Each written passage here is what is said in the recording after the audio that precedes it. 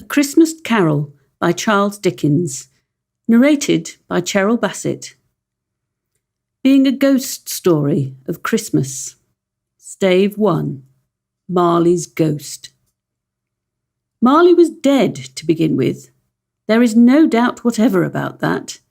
The register of his burial was signed by the clergyman, the clerk, the undertaker, and the chief mourner. Scrooge signed it, and Scrooge's name was good upon change for anything he chose to put his hand to. Old Marley was as dead as a doornail. Mind, I don't mean to say that I know of my knowledge what there is particularly dead about a doornail. I might have been inclined myself to regard a coffin nail as the deadest piece of ironmongery in the trade.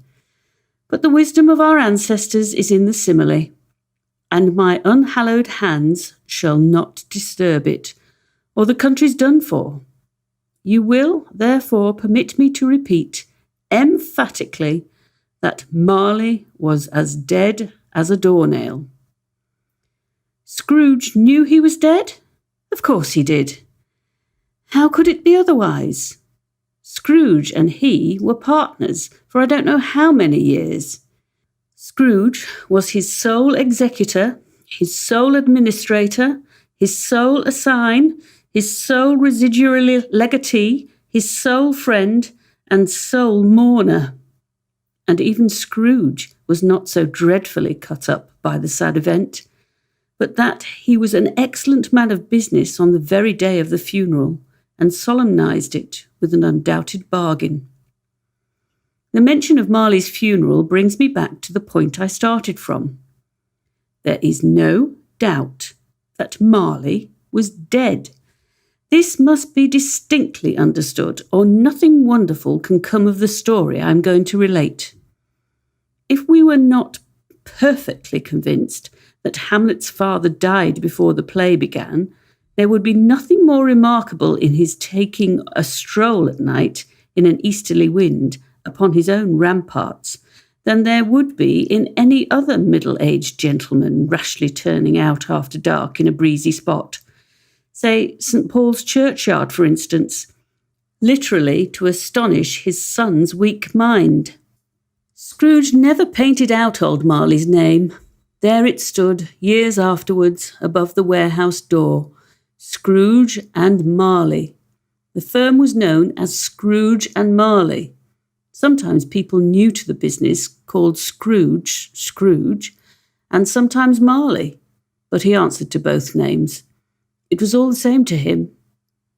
Oh, but he was a tight-fisted hand at the grindstone, Scrooge, a squeezing, wrenching, grasping, scraping, clutching, covetous old sinner, hard and sharp as flint, from which no steel had ever struck out generous fire, secret and self-contained and solitary as an oyster.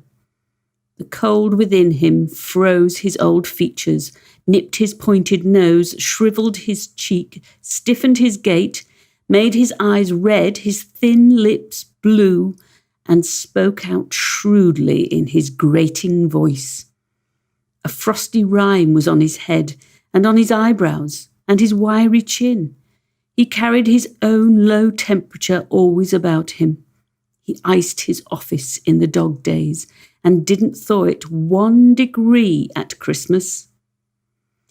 External heat and cold had little influence on Scrooge.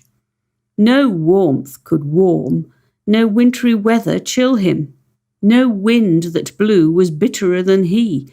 No falling snow was more intent upon its purpose. No pelting rain less open to entreaty. Foul weather didn't know where to have him. The heaviest rain and snow and hail and sleet could boast of the advantage over him in only one respect. They often came down handsomely, and Scrooge never did. Nobody ever stopped him in the street to say, with gladsome looks, "My dear Scrooge, how are you? When will you come to see me?" No beggars implored him to bestow a trifle. No children asked him what it was o'clock. No man or woman ever once in all his life inquired the way to such and such a place of Scrooge.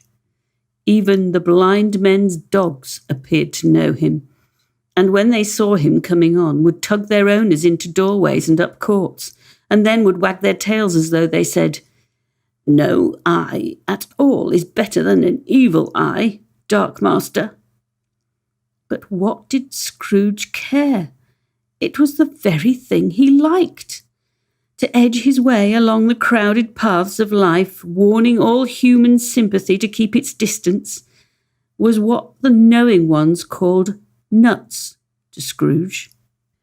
Once upon a time, of all the good days in the year, on Christmas Eve, old Scrooge sat busy in his counting house.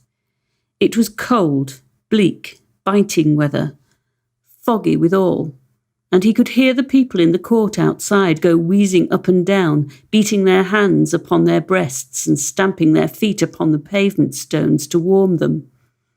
The city clocks had only just gone 3, but it was quite dark already. It had not been light all day, and candles were flaring in the windows of the neighbouring offices like ruddy smears upon the palpable brown air. The fog came pouring in at every chink and keyhole, and was so dense without that, although the court was of the narrowest, the houses opposite were mere phantoms.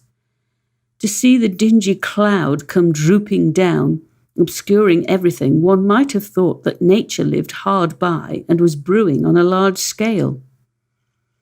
The door of Scrooge's counting house was open, that he might keep his eye upon his clerk, who, in a dismal little cell beyond, a sort of tank, was copying letters.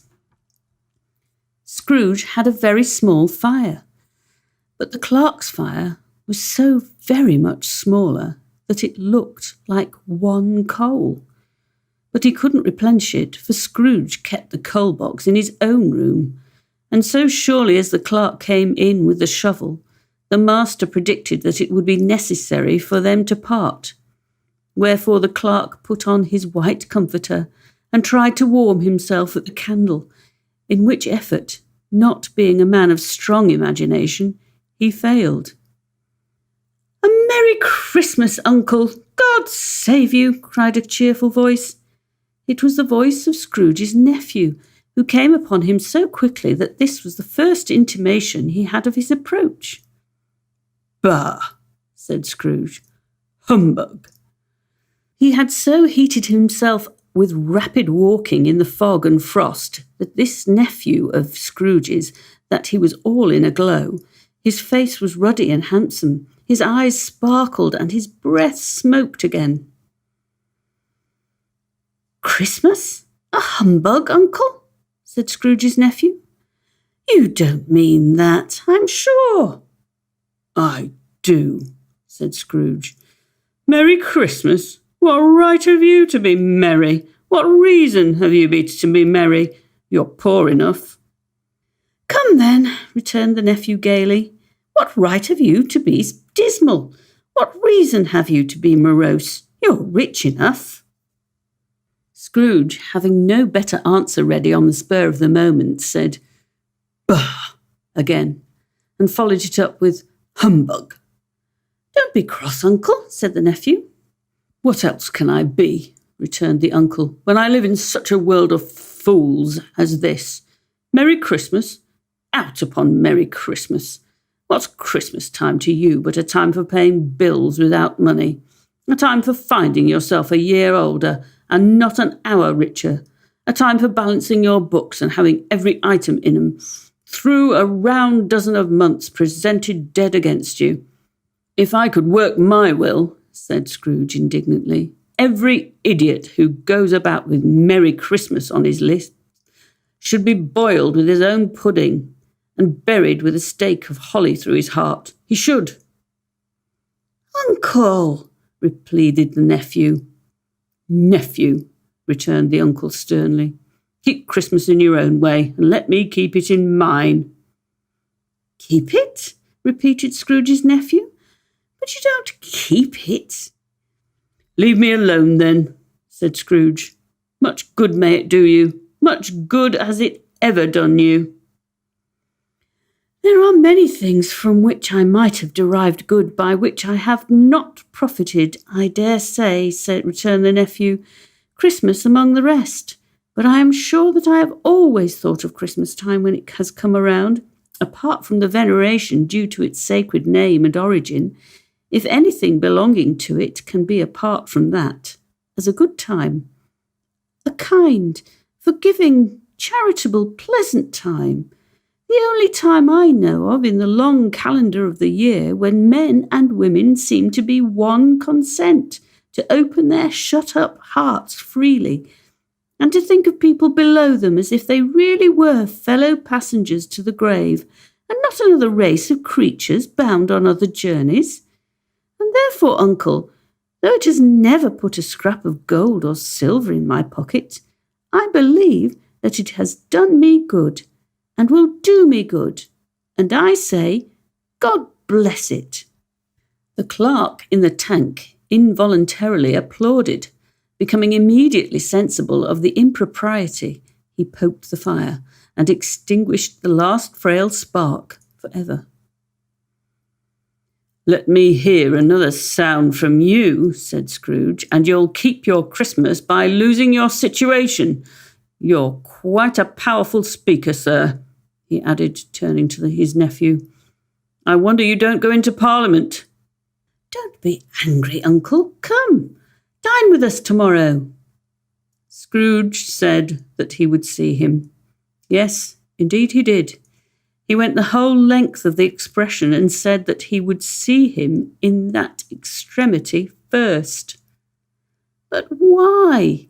cried Scrooge's nephew. "Why?" "Why did you get married?" said Scrooge.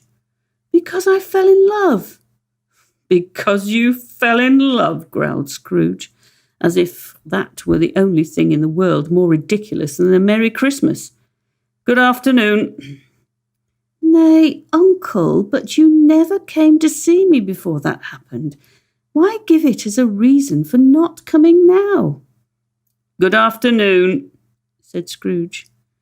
"I want nothing from you. I ask nothing of you. Why can we not be friends?" "Good afternoon," said Scrooge. "I'm sorry with all my heart to find you so resolute. We have never had any quarrel to which I have been a party, but I have made the trial in homage to Christmas, and I'll keep my Christmas humour to the last. So a Merry Christmas, uncle." "Good afternoon," said Scrooge. "And a Happy New Year." "Good afternoon," said Scrooge. His nephew left the room without an angry word, notwithstanding. He stopped at the outer door to bestow the greetings of the season on the clerk, who, cold as he was warmer than Scrooge, for he returned them cordially. "There's another fellow," muttered Scrooge, who overheard him. "My clerk with 15 shillings a week and a wife and a family, talking about a Merry Christmas. I'll retire to Bedlam." This lunatic, in letting Scrooge's nephew out, had let 2 other people in. They were portly gentlemen, pleasant to behold, and now stood with their hats off in Scrooge's office. They had books and papers in their hands and bowed to him. "Scrooge and Marley's, I believe," said one of the gentlemen, referring to his list. "I have the pleasure of addressing Mr. Scrooge or Mr. Marley." "Mr. Marley has been dead these 7 years," Scrooge replied. "He died 7 years ago this very night." "We have no doubt his liberality is well represented by his surviving partner," said the gentleman, presenting his credentials. It certainly was, for they had been 2 kindred spirits. At the ominous word liberality, Scrooge frowned and shook his head and handed the credentials back. "At this festive season of the year, Mr. Scrooge," said the gentleman, taking up a pen, "it is more than usually desirable that we should make some slight provision for the poor and destitute who suffer greatly at the present time. Many thousands are in want of common necessaries. Hundreds of thousands are in want of common comforts, sir." "Are there no prisons?" asked Scrooge. "Plenty of prisons," said the gentleman, laying down the pen again.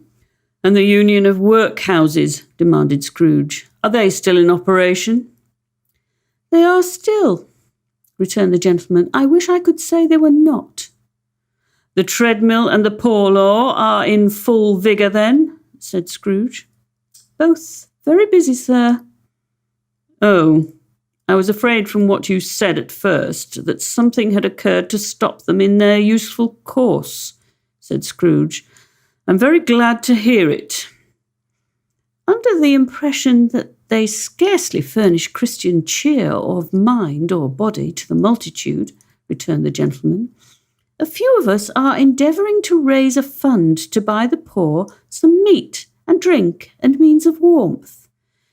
We choose this time because it is a time of all others when want is keenly felt and abundance rejoices. What shall I put you down for?" "Nothing," Scrooge replied. "You wish to be anonymous?" "I wish to be left alone," said Scrooge. "Since you ask me what I wish, gentlemen, that is my answer. I don't make merry myself at Christmas, and I can't afford to make idle people merry. I help to support the establishments I have mentioned. They cost enough, and those who are badly off must go there." "Many can't go there, and many would rather die." "If they would rather die," said Scrooge, "they had better do it and decrease the surplus population. Besides, excuse me, I don't know that." "But you might know it," observed the gentleman. "It's not my business," Scrooge returned. "It's enough for a man to understand his own business and not to interfere with other people's. Mine occupies me constantly. Good afternoon, gentlemen."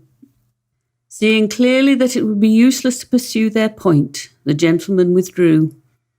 Scrooge resumed his labours with an improved opinion of himself, and in a more facetious temper than was usual with him. Meanwhile, the fog and darkness thickened so that people ran about with flaring links, proffering their services to go before horses in carriages and conduct them on their way. The ancient tower of a church, whose gruff old bell was always peeping slyly down at Scrooge out of a Gothic window in the wall, became invisible, and struck the hours and quarters in the clouds with tremulous vibrations afterwards, as if its teeth were chattering in its frozen head up there. The cold became intense. In the main street at the corner of the court, some labourers were repairing the gas pipes and had lighted a great fire in a brazier round which a party of ragged men and boys were gathered, warming their hands and winking their eyes before the blaze in rapture. The water plug being left in solitude, its overflowing suddenly congealed and turned to misanthropic ice. The brightness of the shops, where holly sprigs and berries crackled in the lamp heat of the windows, made pale faces ruddy as they passed. Poulterers' and grocers' trades became a splendid joke, a glorious pageant with which it was next to impossible to believe that such dull principles as bargain and sale had anything to do. The Lord Mayor, in the stronghold of the mighty mansion house, gave orders to his 50 cooks and butlers to keep Christmas as a Lord Mayor's household should, and even the little tailor, whom he had fined 5 shillings on the previous Monday for being drunk and bloodthirsty in the streets, stirred up tomorrow's pudding in his garret, while his lean wife and the baby sallied out to buy the beef.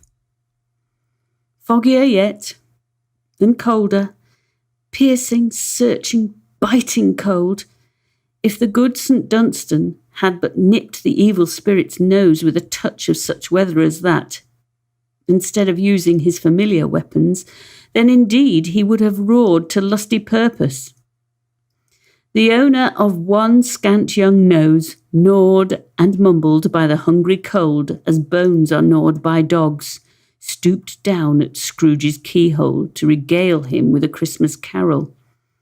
But at the first sound of "God bless you, merry gentlemen, may nothing you dismay," Scrooge seized the ruler with such energy of action that the singer fled in terror, leaving the keyhole to the fog and even more congenial frost.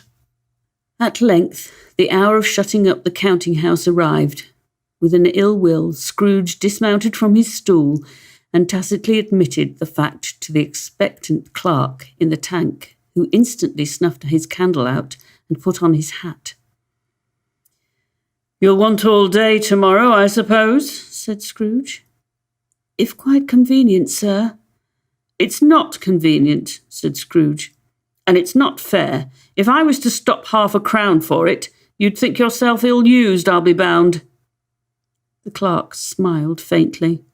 "And yet," said Scrooge, "you don't think me ill-used when I pay a day's wages for no work." The clerk observed that it was only once a year. "A poor excuse for picking a man's pocket every 25th of December," said Scrooge, buttoning his greatcoat to the chin. "But I suppose you must have the whole day. Be here all the earlier next morning." The clerk promised that he would, and Scrooge walked out with a growl. The office was closed in a twinkling, and the clerk, with the long ends of his white comforter dangling below his waist, for he boasted no greatcoat, went down a slide on Cornhill at the end of the lane of boys 20 times in honour of its being Christmas Eve, and then ran home to Camden Town as hard as he could pelt to play at blindman's buff. Scrooge took his melancholy dinner in his usual melancholy tavern, and having read all the newspapers and beguiled the rest of the evening with his banker's book, went home to bed. He lived in chambers which had once belonged to his deceased partner. They were a gloomy suite of rooms in a lowering pile of building up a yard, where it had so little business to be that one could scarcely help fancying it must have run there when it was a young house, playing at hide-and-seek with other houses, and have forgotten the way out again. It was old enough now, and dreary enough, for nobody lived in it but Scrooge, the other rooms being all let out as offices. The yard was so dark that even Scrooge, who knew its every stone, was fain to grope with his hands.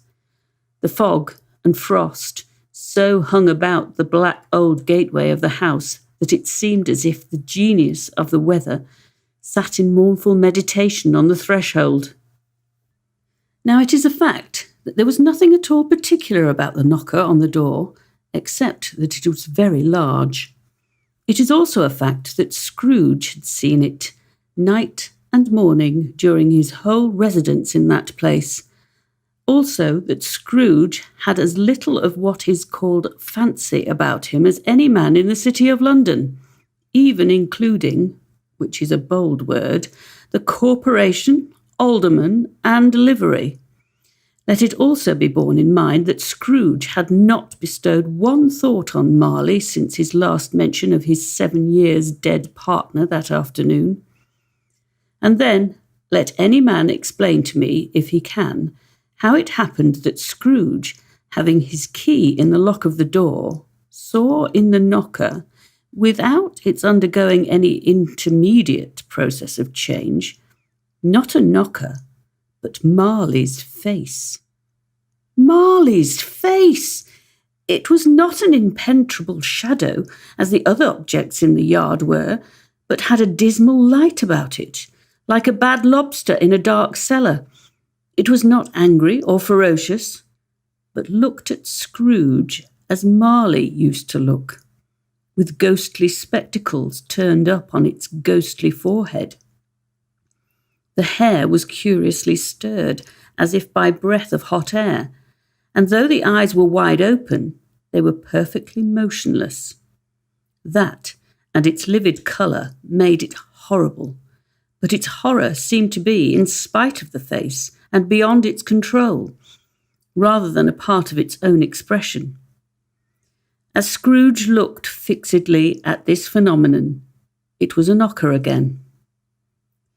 To say that he was not startled, or that his blood was not conscious of a terrible sensation to which it had been a stranger from infancy, would be untrue. But he put his hand upon the key he had relinquished, turned it sturdily, walked in, and lighted his candle. He did pause, with a moment's irresolution before he shut the door, and he did look cautiously behind it first, as if he half expected to be terrified with the sight of Marley's pigtail sticking out into the hall. But there was nothing on the back of the door, except the screws and nuts that held the knocker on. So he said, "Pooh, pooh," and closed it with a bang. The sound resounded through the house like thunder. Every room above and every cask in the wine merchant's cellars below appeared to have a separate peal of echoes of its own. Scrooge was not a man to be frightened by echoes. He fastened the door and walked across the hall and up the stairs, slowly, too, trimming his candle as he went. You may talk vaguely about driving a coach and six up a good old flight of stairs, or through a bad young Act of Parliament, but I mean to say you might have got a hearse up that staircase and taken it broadwise, with the splinter bar towards the wall and the door towards the balustrades, and done it easy. There was plenty of width for that, and room to spare, which was perhaps the reason why Scrooge thought he saw a locomotive hearse going on before him in the gloom. Half a dozen gas lamps out of the street wouldn't have lighted the entry too well, so you may suppose that it was pretty dark with Scrooge's dip. Up Scrooge went, not caring a button for that. Darkness is cheap, and Scrooge liked it. But before he shut his heavy door, he walked through his rooms to see that all was right. He had just enough recollection of the face to desire to do that. Sitting room, bedroom, lumber room, all as they should be. Nobody under the table, nobody under the sofa. A small fire in the grate, spoon and basin are ready, and the little saucepan of gruel.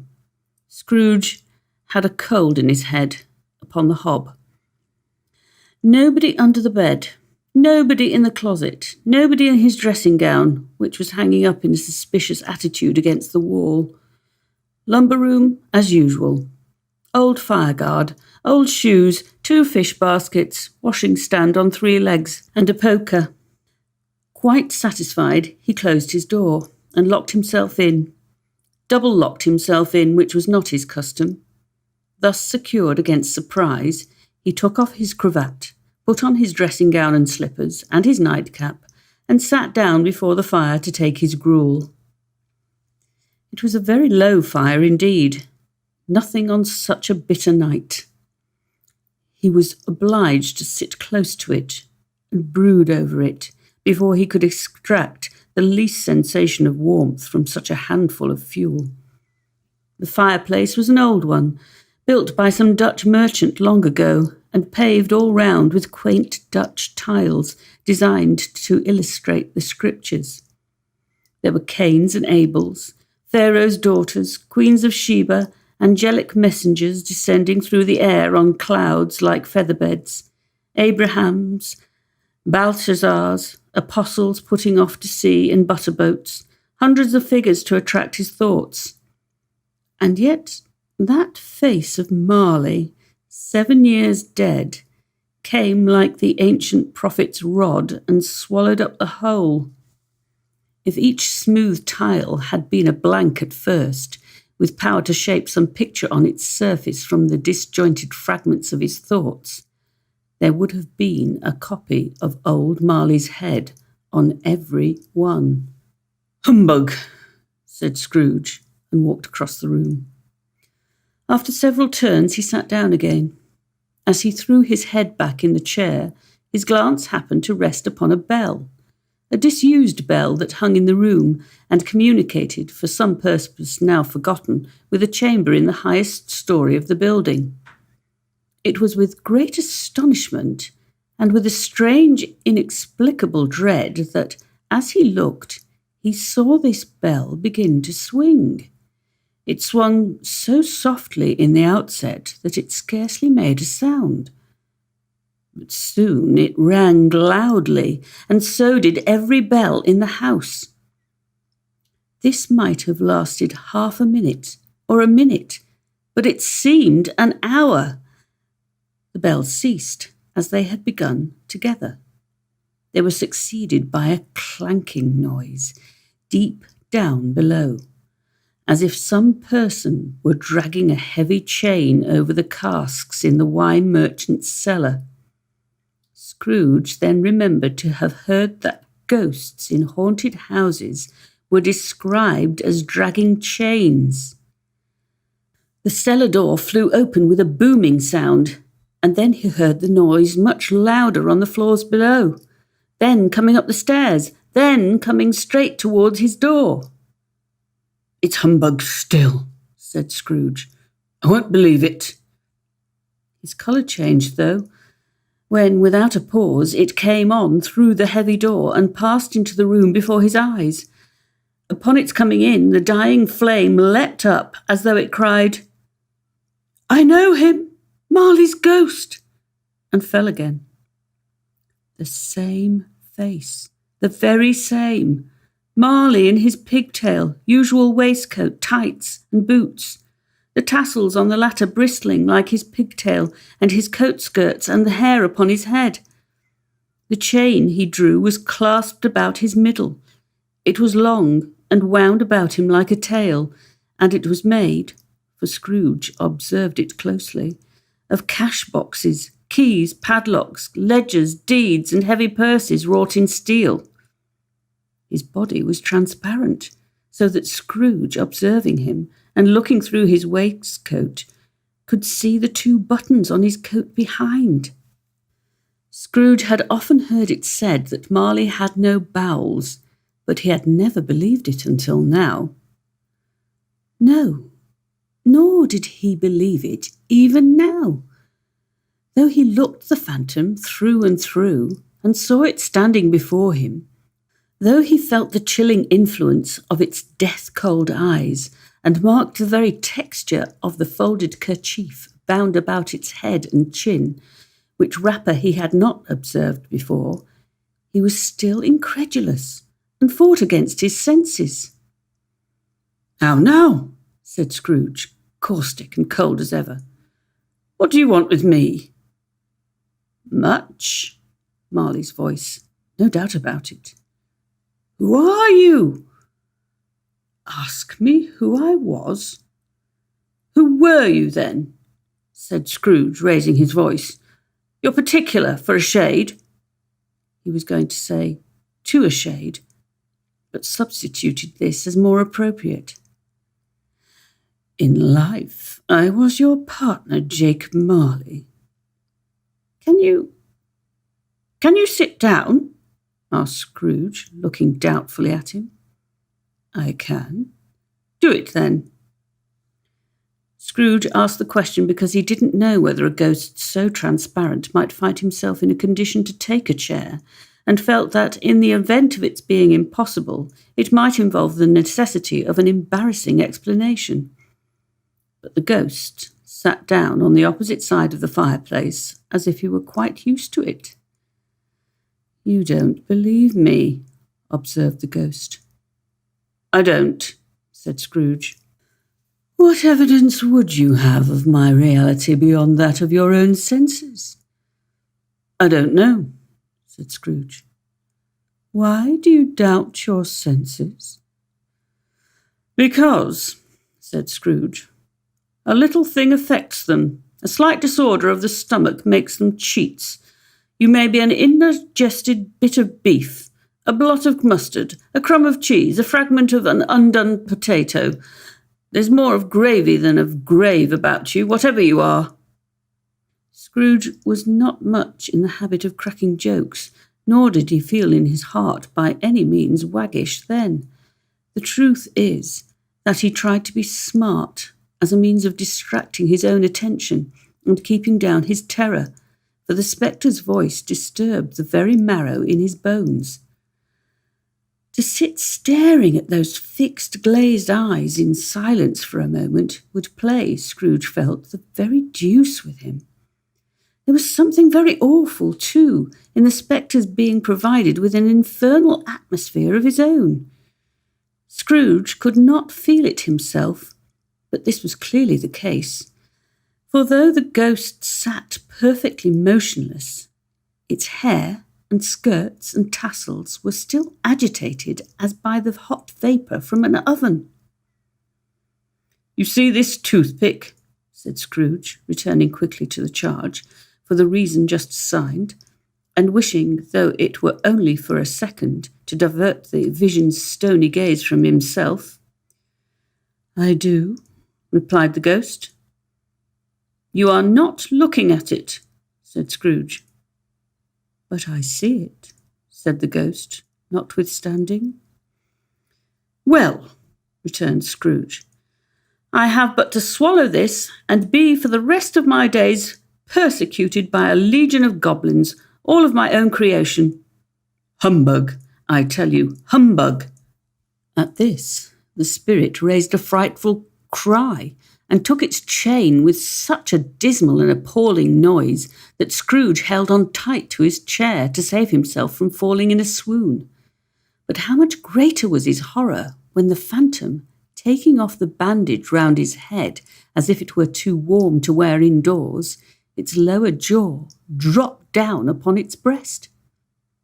Scrooge fell upon his knees and clasped his hands before his face. "Mercy," he said, "dreadful apparition, why do you trouble me?" "Man of the worldly mind," replied the ghost, "do you believe in me or not?" "I do," said Scrooge. "I must. But why do spirits walk the earth, and why do they come to me?" "It is required of every man," the ghost returned, "that the spirit within him should walk abroad among his fellow men, and travel far and wide, and if that spirit goes not forth in life, it is condemned to do so after death. It is doomed to wander through the world. Oh, woe is me, the witness, what it cannot share, but might have shared on earth and turned to happiness." Again the spectre raised a cry, and shook its chain and wrung its shadowy hands. "You are fettered?" said Scrooge, trembling. "Tell me why." "I wear the chain I forged in life," replied the ghost. "I made it link by link and yard by yard. I girded it on of my own free will, and of my own free will I wore it. Is its pattern strange to you?" Scrooge trembled more and more. "Or would you know," pursued the ghost, "the weight and length of the strong coil you bear yourself? It was full as heavy and as long as this 7 Christmas Eves ago. You have laboured on it since. It is a ponderous chain." Scrooge glanced about him on the floor in the expectation of finding himself surrounded by some 50 or 60 fathoms of iron cable, but he could see nothing. "Jacob," he said imploringly. "Old Jacob Marley, tell me more. Speak comfort to me, Jacob." "I have none to give," the ghost replied. "It comes from other regions, Ebenezer Scrooge, and is conveyed by other ministers to other kinds of men. Nor can I tell you what I would. A very little more is all permitted to me. I cannot rest. I cannot stay. I cannot linger anywhere. My spirit never walked beyond our counting-house. Mark me. In life, my spirit never roved beyond the narrow limits of our money-changing hole, and weary journeys lie before me." It was a habit with Scrooge, whenever he became thoughtful, to put his hands in his breeches pockets. Pondering on what the ghost had said, he did so now, but without lifting up his eyes or getting off his knees. "You must have been very slow about it, Jacob," Scrooge observed in a businesslike manner, though with humility and deference. "Slow?" the ghost repeated. 7 years dead," mused Scrooge, "and travelling all the time?" "The whole time," said the ghost. "No rest, no peace, incessant torture of remorse." "You travel fast?" said Scrooge.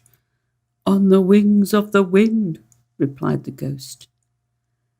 "You might have got over a great quantity of ground in 7 years," said Scrooge. The ghost, on hearing this, set up another cry, and clanked its chain so hideously in the dead silence of the night that the ward would have been justified in indicting it for a nuisance. "Oh, captive, bound, and double-ironed," cried the phantom, "not to know what ages of incessant labour by immortal creatures, for this earth must pass into eternity before the good of which it is susceptible is all developed. Not to know that any Christian spirit working kindly in its little sphere, whatever it may be, will find its mortal life too short for its vast means of usefulness. Not to know what no space of regret can make amends for one's life's opportunities misused. Yet such was I, oh, such was I." "But you were always a good man of business, Jacob," faltered Scrooge, who now began to apply this to himself. "Business?" cried the ghost, wringing its hands again. "Mankind was my business. The common welfare was my business. Charity, mercy, forbearance, and benevolence were all my business. The dealings of my trade were but a drop of water in the comprehensive ocean of my business." It held up its chain at arm's length, as if it were the cause of all its unveiling grief, and flung it heavily upon the ground again. "At this time of the rolling year," the spectre said, "I suffer most. Why did I walk through crowds of fellow beings with my eyes turned down, and never raise them to that blessed star which led the wise men to a poor abode? Were there no poor homes to which this light would have conducted me?" Scrooge was very much dismayed to hear that the spectre going on at this rate, and began to quake exceedingly.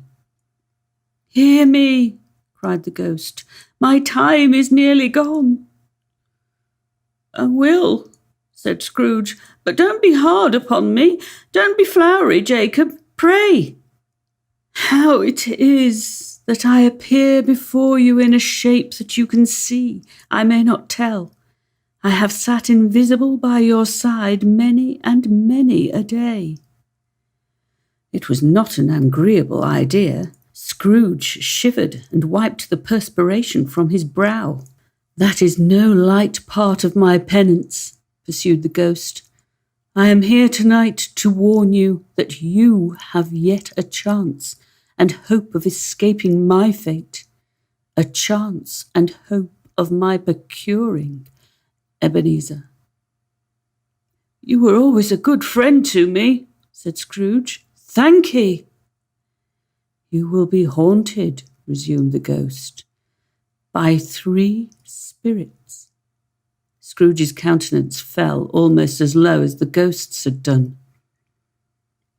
"Is that the chance and hope you mentioned, Jacob?" he demanded in a faltering voice. "It is."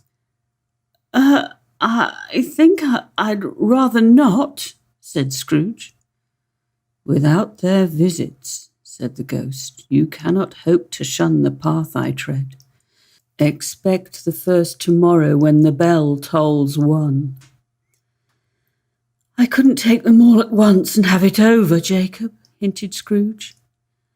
"Expect the second on the next night at the same hour, the third upon the next night when the last stroke of 12 has ceased to vibrate. Look to see me no more, and look that, for your own sake, you remember what has passed between us." When it had said these words, the spectre took its wrapper from the table and bound it round its head as before. Scrooge knew this by the smart sound its teeth made when the jaws were brought together by the bandage. He ventured to raise his eyes again, and found this supernatural visitor confronting him in an erect attitude, with its chain wound over and about its arm. The apparition walked backward from him, and at every step it took, the window raised itself a little, so that, when the spectre reached it, it was wide open. It beckoned Scrooge to approach, which he did. When they were within 2 paces of each other, Marley's ghost held up its hand, warning him to come no nearer. Scrooge stopped. Not so much in obedience as in surprise and fear, for, on the raising of the hand, he became sensible of confused noises in the air, incoherent sounds of lamentation and regret, wailings inexpressibly sorrowful and self-accusatory. The spectre, after listening for a moment, joined in the mournful dirge and floated out upon the bleak, dark night. Scrooge followed to the window, desperate in his curiosity. He looked out. The air was filled with phantoms, wandering hither and thither in restless state, and moaning as they went. Every one of them wore chains like Marley's ghost. Some few, they might be guilty governments, were linked together. None were free. Many had been personally known to Scrooge in their lives. He had been quite familiar with one old ghost in a white waistcoat and a monstrous iron safe attached to its ankle, who cried piteously at being unable to assist a wretched woman with an infant whom it saw below upon her doorstep. The misery with them all was clearly that they sought to interfere for good in human matters and had lost the power forever. Whether these creatures faded into mist or mist enshrouded them, he could not tell, but they and their spirit voices faded together, and the night became as it had been when he walked home. Scrooge closed the window and examined the door by which the ghost had entered. It was double locked, as he locked it with his own hands, and the bolts were undisturbed. He tried to say, "Humbug," but stopped at the first syllable. And being from the emotion he had undergone, or the fatigues of the day, or his glimpse of the invisible world, or the dull conversation of the ghost, or the lateness of the hour, much in need of repose, went straight to bed without undressing and fell asleep upon the instant.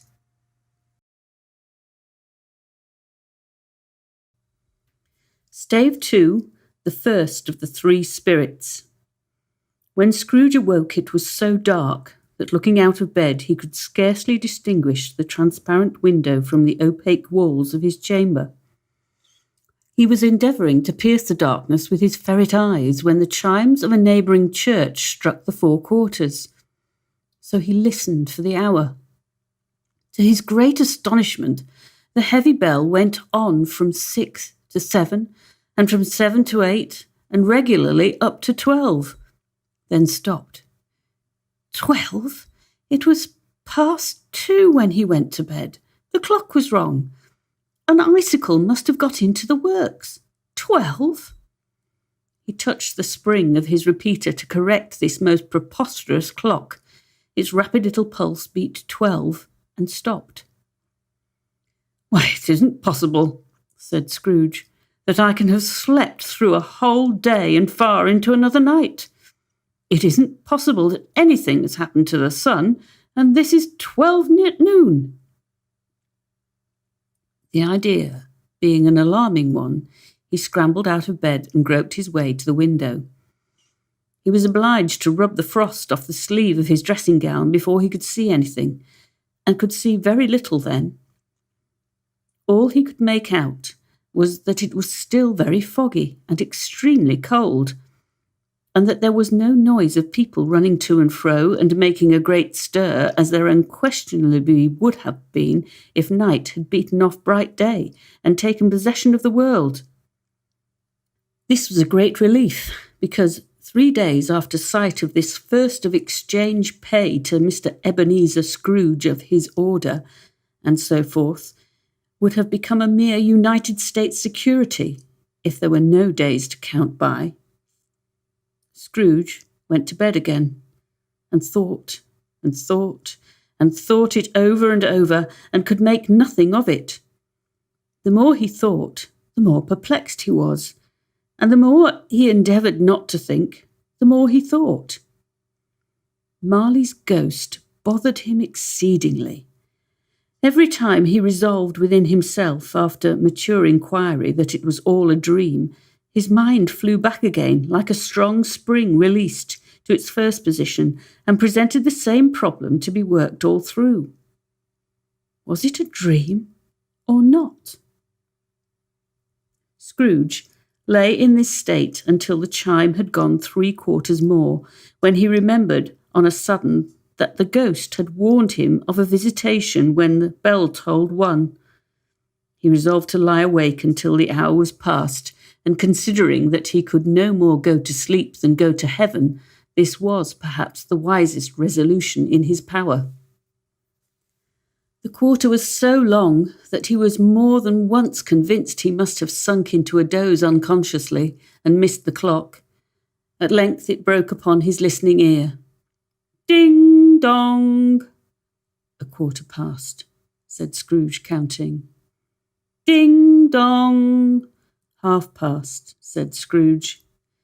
Ding dong! 1/4 to it, said Scrooge. Ding dong! The hour itself, said Scrooge triumphantly, and nothing else. He spoke before the hour bell sounded, which it now did with a deep, dull, hollow, melancholy one. Light flashed up in the room upon the instant, and the curtains of his bed were drawn. The curtains of his bed were drawn aside, I tell you, by a hand, not the curtains at his feet, nor the curtains at his back, but those to which his face was addressed. The curtains of his bed were drawn aside, and Scrooge, starting up into a half-recumbent attitude, found himself face to face with the unearthly visitor who drew them. As close to it as I am now to you, and I am standing in the spirit at your elbow. It was a strange figure, like a child, yet not so like a child as like an old man, viewed through some supernatural medium which gave him the appearance of having receded from the view and being diminished to a child's proportions. Its hair, which hung about its neck and down its back, was white as if with age, and yet the face had not a wrinkle in it, and the tenderest bloom was on the skin. The arms were very long and muscular, the hands the same, as if its hold were of uncommon strength. Its legs and feet, most delicately formed, were, like those upper members, bare. It wore a tunic of the purest white, and round its waist was bound a lustrous belt, the sheen of which was beautiful. It held a branch of fresh green holly in its hand, and in singular contradiction of that wintry emblem, had its dress trimmed with summer flowers. But the strangest thing about it was that from the crown of its head was sprung a bright, clear jet of light, by which all this was visible, and which was doubtless the occasion of its using, in its duller moments, a great extinguisher for a cap, which it now held under its arm. Even this, though, when Scrooge looked at it with increasing steadiness, was not its strangest quality. For at its belt sparkled and glittered, now in one part and now in another, and what was light one instant, at another time was dark, so the figure itself fluctuated in its distinctness, being now a thing with one arm, now with one leg, now with 20 legs, now a pair of legs without a head, now a head without a body, of which dissolving parts no outline would be visible in the dense gloom wherein they melted away. And in the very wonder of this, it would be itself again, distinct and clear as ever. "Are you the spirit, sir, whose coming was foretold to me?" asked Scrooge. "I am." The voice was soft and gentle, singularly low, as if, instead of being so close beside him, it were at a distance. "Who and what are you?" Scrooge demanded. "I am the ghost of Christmas past." "Long past?" inquired Scrooge, observant of its dwarfish stature. "No, your past." Perhaps Scrooge could not have told anybody why, if anybody could have asked him, but he had a special desire to see the spirit in his cap, and begged him to be covered. "What?" exclaimed the ghost. "Would you so soon put out with worldly hands the light I give? Is it not enough that you are one of those whose passions made this cap, and force me through whole trains of years to wear it low upon my brow?" Scrooge reverently disclaimed all intention to offer or any knowledge of having wilfully bonneted the spirit at any period of his life. He then made bold to inquire what business brought him there. "Your welfare," said the ghost. Scrooge expressed himself much obliged, but could not help thinking that a night of unbroken rest would have been more conducive to that end. The spirit must have heard him thinking, for it said immediately, "Your reclamation, then. Take heed." It put out its strong hand as it spoke and clasped him gently by the arm. "Rise and walk with me." It would have been in vain for Scrooge to plead that the weather and the hour were not adapted to pedestrian purposes, that bed was warm and the thermometer a long way below freezing, that he was clad but lightly in his slippers, dressing gown, and nightcap, and that he had a cold upon him at that time. The grasp, though gentle as a woman's hand, was not to be resisted. He rose, but finding that the spirit made towards the window, clasped its robe in supplication. "I am mortal," Scrooge remonstrated, "and liable to fall." "Bear but a touch of my hand there," said the spirit, laying it upon his heart, "and you shall be upheld in more than this." As the words were spoken, they passed through the wall and stood upon an open country road with fields on either hand. The city had entirely vanished. Not a vestige of it was to be seen. The darkness and the mist had vanished with it, for it was a clear, cold, wintry day, with the snow upon the ground. "Good heaven," said Scrooge, clasping his hands together as he looked about him. "I was bred in this place. I was a boy here." The spirit gazed upon him mildly. Its gentle touch, though it had been light and instantaneous, appeared still present to the old man's sense of feeling. He was conscious of 1,000 odours floating in the air, each one connected with 1,000 thoughts and hopes and joys and cares long, long forgotten. "Your lip is trembling," said the ghost. "And what is that upon your cheek?" Scrooge muttered, with an unusual catching in his voice, that it was a pimple, and begged the ghost to lead him where he would. "You recollect the way?" inquired the spirit. "Remember it?" cried Scrooge with fervour. "I could walk it blindfold." "Strange to have forgotten it for so many years," observed the ghost. "Let us go on.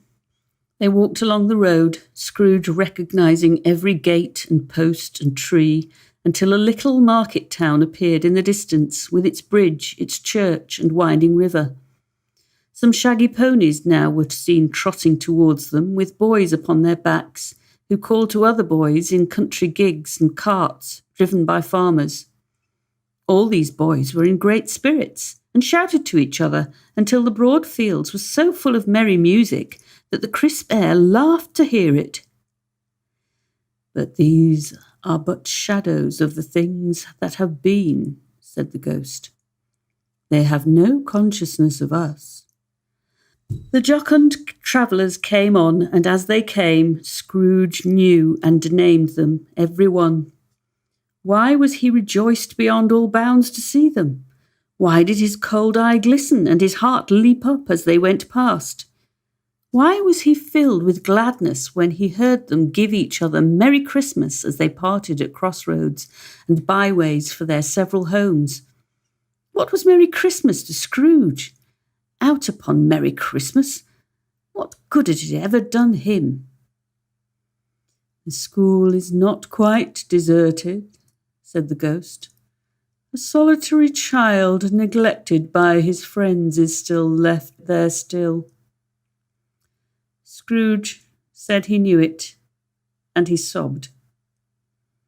They left the high road by a well-remembered lane, and soon approached a mansion of dull red brick, with a little weathercock-surmounted cupola on the roof, and a bell hanging in it. It was a large house, but one of broken fortunes, for the spacious offices were little used. Their walls were damp and mossy, their windows broken, and their gates decayed. Fowls clucked and strutted in the stables, and the coach houses and sheds were overrun with grass. Nor was it more retentive of its ancient state within, for entering the dreary hall and glancing through the open doors of many rooms, they found them poorly furnished, cold and vast. There was an earthly savour in the air, a chilly bareness in the place, which associated itself somehow with too much getting up by candlelight, and not too much to eat. They went, the ghost and Scrooge, across the hall, to a door at the back of the house. It opened before them, and disclosed a long, bare, melancholy room, made barer still by lines of plain deal forms and desks. At one of these a lonely boy was reading near a feeble fire, and Scrooge sat down upon a form and wept to see his poor forgotten self as he had used to be. Not a latent echo in the house, not a squeak and scuffle from the mice behind the panelling, not a drip from the half-thawed water-spout in the dull yard behind, not a sigh among the leafless boughs of one despondent poplar, not the idle swinging of an empty storehouse door, no, not a clicking in the fire, but fell upon the heart of Scrooge with softening influence, and gave a freer passage to his tears. The spirit touched him on the arm, and pointed to his younger self, intent upon his reading. Suddenly, a man in foreign garments, wonderfully real and distinct to look at, stood outside the window, with an axe stuck in his belt, and leading by the bridle an ass laden with wood. "Why, it's Ali Baba!" Scrooge exclaimed in ecstasy. "It's dear old honest Ali Baba. Yes, I know. One Christmas time when yonder solitary child was left here all alone, he did come, for the first time, just like that. Poor boy. And Valentine," said Scrooge, "and his wild brother Orson, there they go. And what's his name, who was put down in his drawers asleep at the gate of Damascus. Don't you see him? And the Sultan's groom turned upside down by the genie. There he is upon his head. Serve him right. I'm glad of it. What business had he to be married to the princess?" To hear Scrooge expending all the earnestness of his nature on such subjects, in a most extraordinary voice between laughing and crying, and to see his heightened and excited face, would have been a surprise to his business friends in the city, indeed. "There's the parrot!" cried Scrooge. "Green body and yellow tail with a thing like a lettuce growing out of the top of his head. There he is. Poor Robin Crusoe, he called him, when he came home again after sailing round the island. Poor Robin Crusoe, where have you been, Robin Crusoe?" The man thought he was dreaming, but he wasn't. It was the parrot, you know. There goes Friday, running for his life to the little creek. "Halloa, hoop, hallo!" Then, with a rapidity of transition very foreign to his usual character, he said in pity for his former self, "Poor boy," and cried again. "I wish," Scrooge muttered, putting his hand in his pocket and looking about him after drying his eyes with his cuff. "But it's too late now." "What is the matter?" asked the spirit. "Nothing," said Scrooge. "Nothing. There was a boy singing a Christmas carol at my door last night. I should like to have given him something. That's all." The ghost smiled thoughtfully and waved its hand, saying as it did so, "Let us see another Christmas." Scrooge's former self grew larger at the words, and the room became a little darker and more dirty. The panels shrunk, the windows cracked, fragments of plaster fell out of the ceiling, and the naked laths were shown instead. But how all this was brought about, Scrooge knew no more than you do. He only knew that it was quite correct, that everything had happened so, that there he was, alone again, when all the other boys had gone home for their jolly holidays. He was not reading now, but walking up and down despairingly. Scrooge looked at the ghost, and with a mournful shaking of his head glanced anxiously towards the door. It opened, and a little girl, much younger than the boy, came darting in and putting her arms about his neck, and often kissing him, addressed him as her dear, dear brother.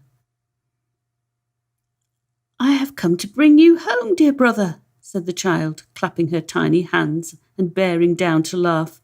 "To bring you home, home, home." "Home, little Fan?" returned the boy. "Yes," said the child, brimful of glee.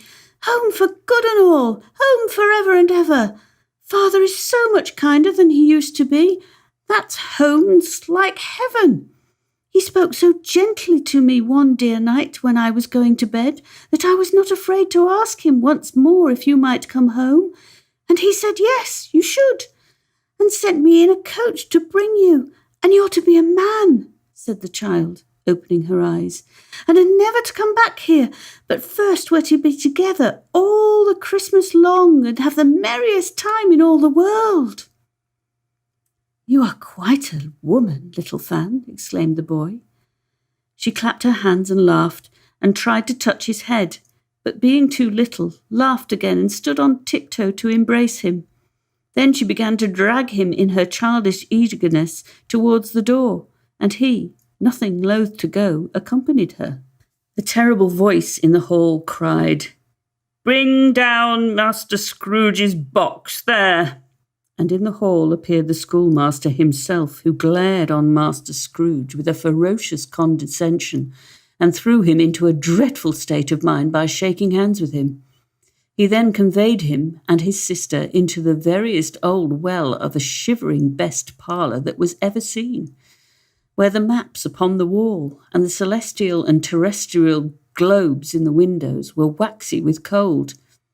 Here he produced a decanter of curiously light wine and a block of curiously heavy cake, and administered instalments of those dainties to the young people, at the same time sending out a meagre servant to offer a glass of something to the post-boy, who answered that he thanked the gentleman, but if it was the same tap as he had tasted before, he had rather not.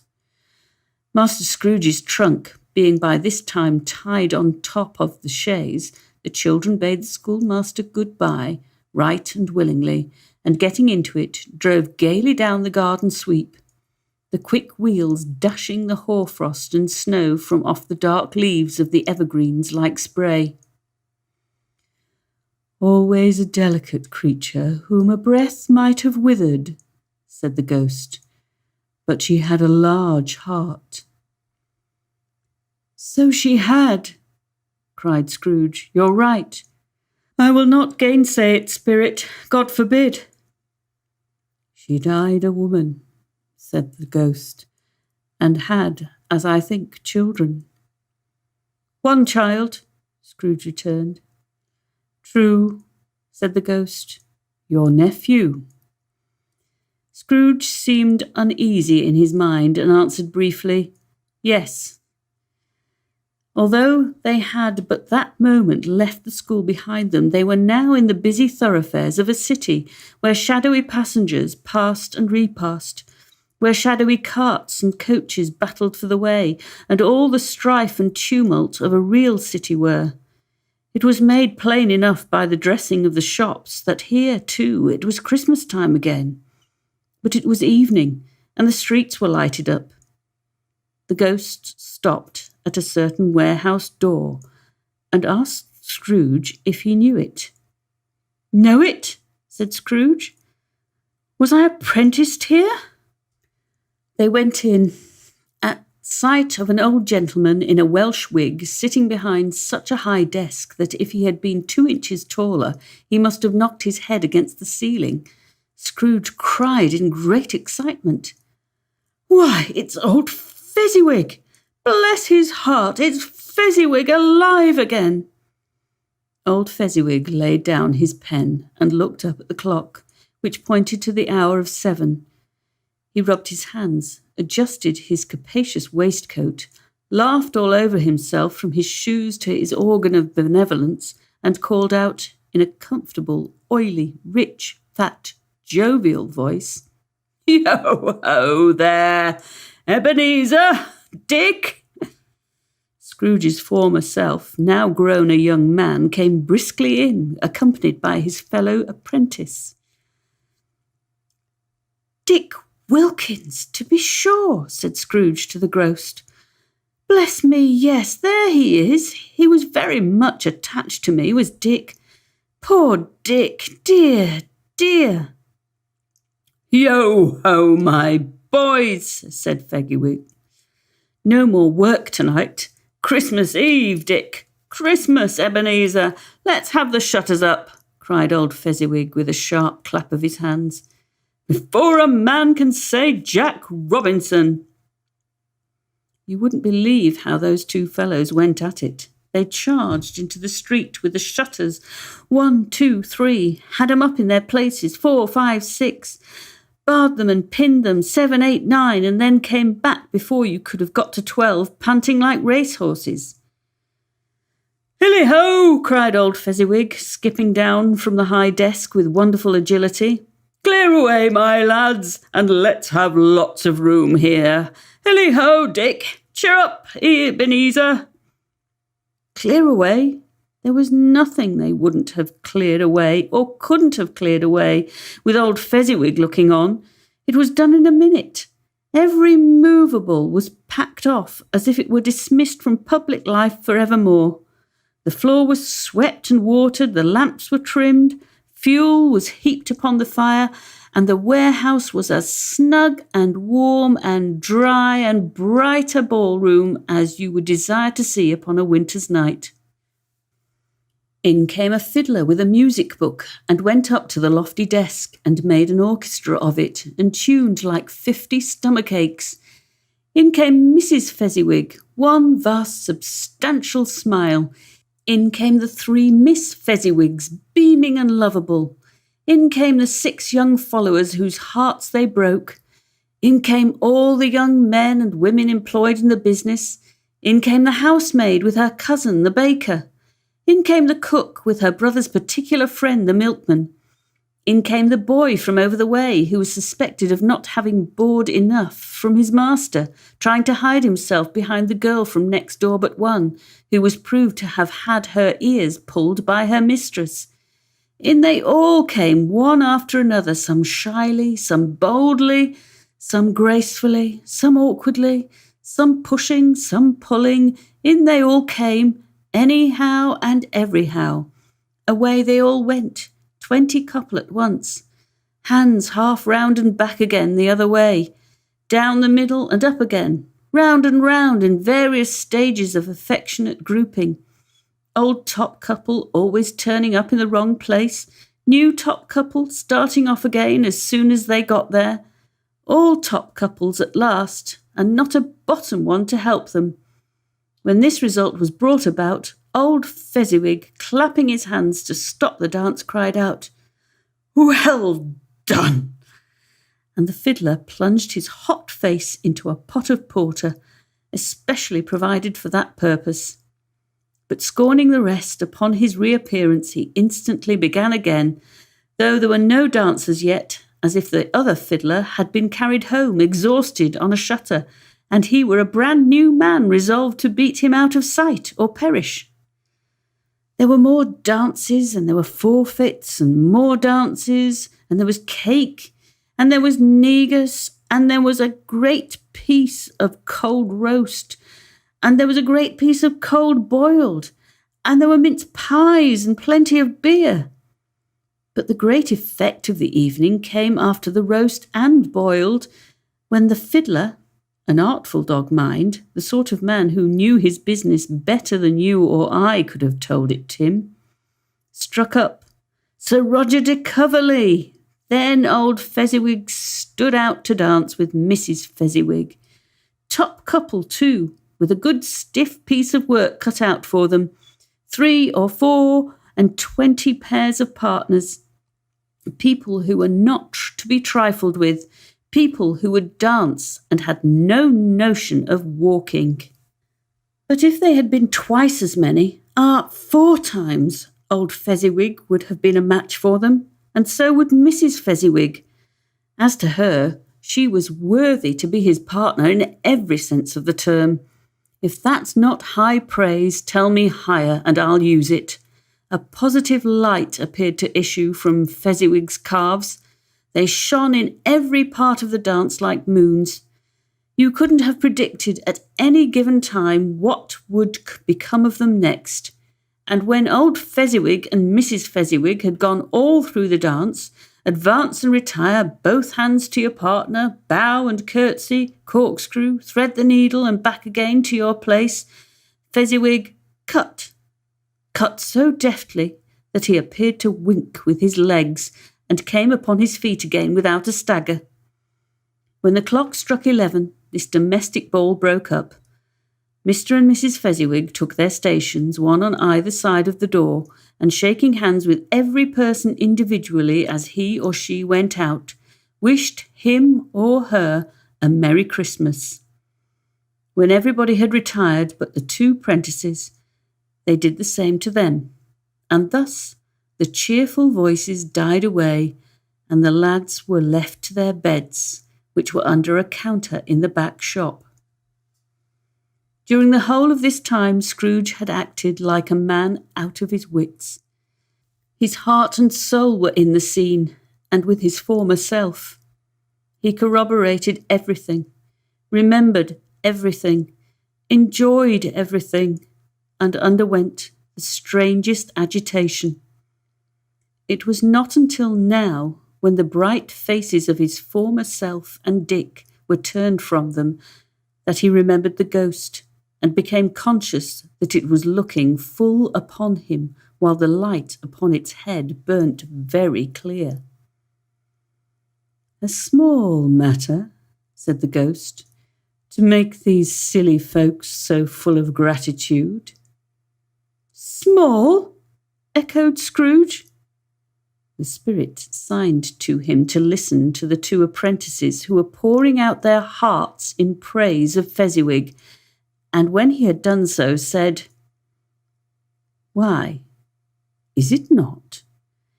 He has spent but a few pounds of your mortal money, 3 or 4 perhaps. Is that so much that he deserves this praise?" "It isn't that," said Scrooge, heated by the remark, and speaking unconsciously like his former, not his latter self. "It isn't that, Spirit. He has the power to render us happy or unhappy, to make our service light or burdensome, a pleasure or a toil. Say that his power lies in his words and looks, in things so slight and insignificant that it is impossible to add and count them up. What then? The happiness he gives is quite as great as if it cost a fortune." He felt the Spirit's glance and stopped. "What is the matter?" asked the ghost. "Nothing particular," said Scrooge. "Something, I think," the ghost insisted. "No," said Scrooge. "No, I should like to be able to say a word or two to my clerk just now. That's all." His former self turned down the lamps as he gave utterance to the wish, and Scrooge and the ghost again stood side by side in the open air. "My time grows short," observed the Spirit. "Quick." This was not addressed to Scrooge or to anyone whom he could see, but it produced an immediate effect. For again Scrooge saw himself. He was older now, a man in the prime of life. His face had not the harsh and rigid lines of later years, but it had begun to wear the signs of care and avarice. There was an eager, greedy, restless motion in the eye, which showed the passion that had taken root and where the shadow of the growing tree would fall. He was not alone, but sat by the side of a fair young girl in a morning dress, in whose eyes there were tears which sparkled in the light that shone out of the ghost of Christmas past. "It matters little," she said softly. "To you, very little. Another idol has displaced me, and if it can cheer and comfort you in time to come, as I would have tried to do, I have no just cause to grieve." "What idol has displaced you?" he rejoined. "A golden one." "This is the even-handed dealing of the world," he said. "There is nothing on which it is so hard as poverty, and there is nothing it professes to condemn with such severity as the pursuit of wealth." "You fear the world too much," she answered gently. "All your other hopes have merged into the hope of being beyond the chance of its sordid reproach. I have seen your nobler aspirations fall off one by one until the master passion, gain, engrosses you. Have I not?" "What then?" he retorted. "Even if I have grown so much wiser, what then? I am not changed towards you." She shook her head. "Am I?" "Our contract is an old one. It was made when we were both poor and content to be so, until in good season we could improve our worldly fortune by our patient industry. You are changed. When it was made, you were another man." "I was a boy," he said impatiently. "Your own feeling tells you that you were not what you are," she returned. "I am. That which promised happiness when we were one in heart is fraught with misery now that we are two.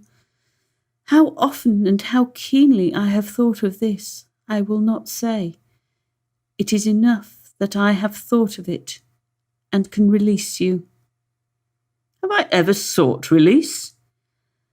"In words? No, never." "In what then?" "In a changed nature, in an altered spirit, in another atmosphere of life, another hope as its great end, in everything that made my love of any worth or value in your sight. If this had never been between us," said the girl, looking mildly but with steadiness upon him, "tell me, would you seek me out and try to win me now?" "Ah, no." He seemed to yield to the justice of this supposition in spite of himself, but he said with a struggle, You think not?" "I would gladly think otherwise if I could," she answered. "Heaven knows, when I have learned a truth like this, I know how strong and irresistible it must be. But if you were free today, tomorrow, yesterday, can I even believe that you would choose a dowerless girl? You who, in your very confidence with her, weigh everything by gain, or choosing her if for a moment you were false enough to your one guiding principle to do so. Do I not know that your repentance and regret would surely follow? I do, and I release you, with a full heart for the love of him you once were." He was about to speak, but with her head turned from him, she resumed, "You may. The memory of what is past half makes me hope you will have pain in this. A very, very brief time, and you will dismiss the recollection of it gladly as an unprofitable dream from which it happened well that you awoke. May you be happy in the life you have chosen." She left him, and they parted. "Spirit," said Scrooge, "show me no more. Conduct me home. Why do you delight to torture me?" "One shadow more," exclaimed the ghost. "No more," cried Scrooge. "No more. I don't wish to see it. Show me no more." But the relentless ghost pinioned him in both his arms and forced him to observe what happened next.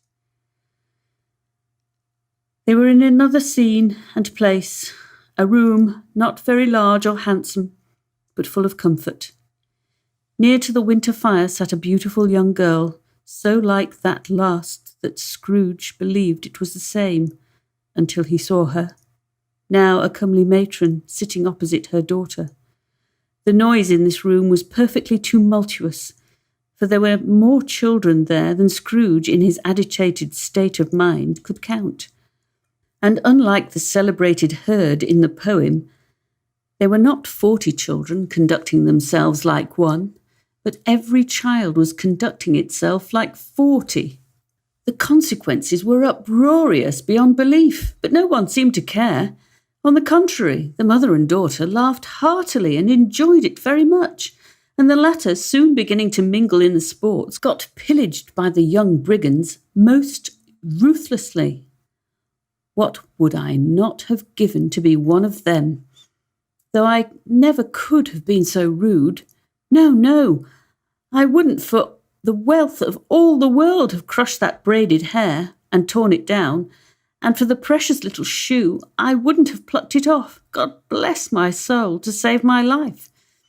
As to measuring her waist in sport, as they did, bold young brood, I couldn't have done it. I should have expected my arm to have grown round it for a punishment and never come straight again. And yet I should have dearly liked, I own, to have touched her lips, to have questioned her, that she might have opened them, to have looked upon the lashes of her downcast eyes and never raised a blush, to have let loose waves of hair, an inch of which would be a keepsake beyond price. In short, I should have liked, I do confess, to have had the lightest license of a child, and yet to have been man enough to know its value. But now a knocking at the door was heard, and such a rush immediately ensued that she, with laughing face and plundered dress, was borne towards it in the centre of a flushed and boisterous group, just in time to greet the father, who came home, attended by a man laden with Christmas toys and presents. Then the shouting and the struggling and the onslaught that was made on the defenceless porter, the scaling him with chairs for ladders to dive into his pockets, despoil him of brown paper parcels, hold on tight by his cravat, hug him round the neck, pummel his back and kick his legs in irrepressible affection.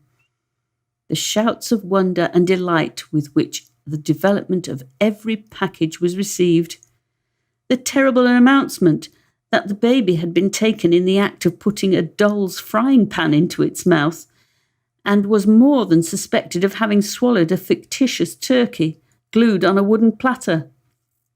The immense relief of finding this a false alarm, the joy and gratitude and ecstasy, they are all indescribable alike. It is enough that by degrees the children and their emotions got out of the parlour, and by one stair at a time up to the top of the house, where they went to bed, and so subsided. And now Scrooge looked on more attentively than ever, when the master of the house, having his daughter leaning fondly on him, sat down with her and her mother at his own fireside, and when he thought that such another creature, quite as graceful and as full of promise, might have called him father, and been a springtime in the haggard winter of his life, his sight grew very dim indeed. "Belle," said the husband, turning to his wife with a smile, "I saw an old friend of yours this afternoon." "Who was it?" "Guess." "How can I? I don't know," she added in the same breath, laughing as he laughed. "Mr. Scrooge." "Mr. Scrooge it was. I passed his office window, and as it was not shut up and he had a candle inside, I could scarcely help seeing him. His partner lies upon the point of death, I hear, and there he sat alone, quite alone in the world, I do believe." "Spirit," said Scrooge in a broken voice, "remove me from this place." "I told you these were shadows of the things that have been," said the ghost. "That they are what they are, do not blame me." "Remove me!" Scrooge exclaimed. "I cannot bear it." He turned upon the ghost, and seeing that it looked upon him with a face in which in some strange way there were fragments of all the faces it had shown him, wrestled with it. "Leave me! Take me back! Haunt me no longer!" In the struggle, if that can be called a struggle in which the ghost, with no visible resistance on his own part, was undisturbed by any effort of its adversary, Scrooge observed that its light was burning high and bright, and dimly connecting that with its influence over him. He seized the extinguisher cap, and by a sudden action pressed it down upon its head. The spirit dropped beneath it, so that the extinguisher covered its whole form. But though Scrooge pressed it down with all his force, he could not hide the light, which streamed from under it in an unbroken flood upon the ground. He was conscious of being exhausted and overcome by an irresistible drowsiness, and further, of being in his own bedroom. He gave the cap a parting squeeze, in which his hand relaxed, and had barely time to reel to bed before he sank into a heavy sleep.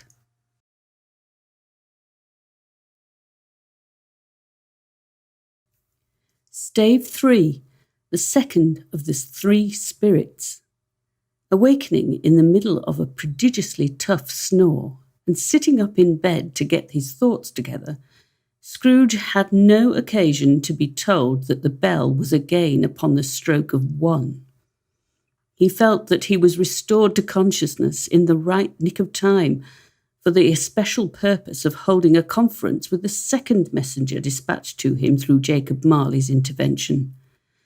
But finding that he turned uncomfortably cold when he began to wonder which of his curtains this new spectre would draw back, he put them every one aside with his own hands, and lying down again established a sharp lookout all round the bed. For he wished to challenge the spirit on the moment of its appearance, and did not wish to be taken by surprise and made nervous.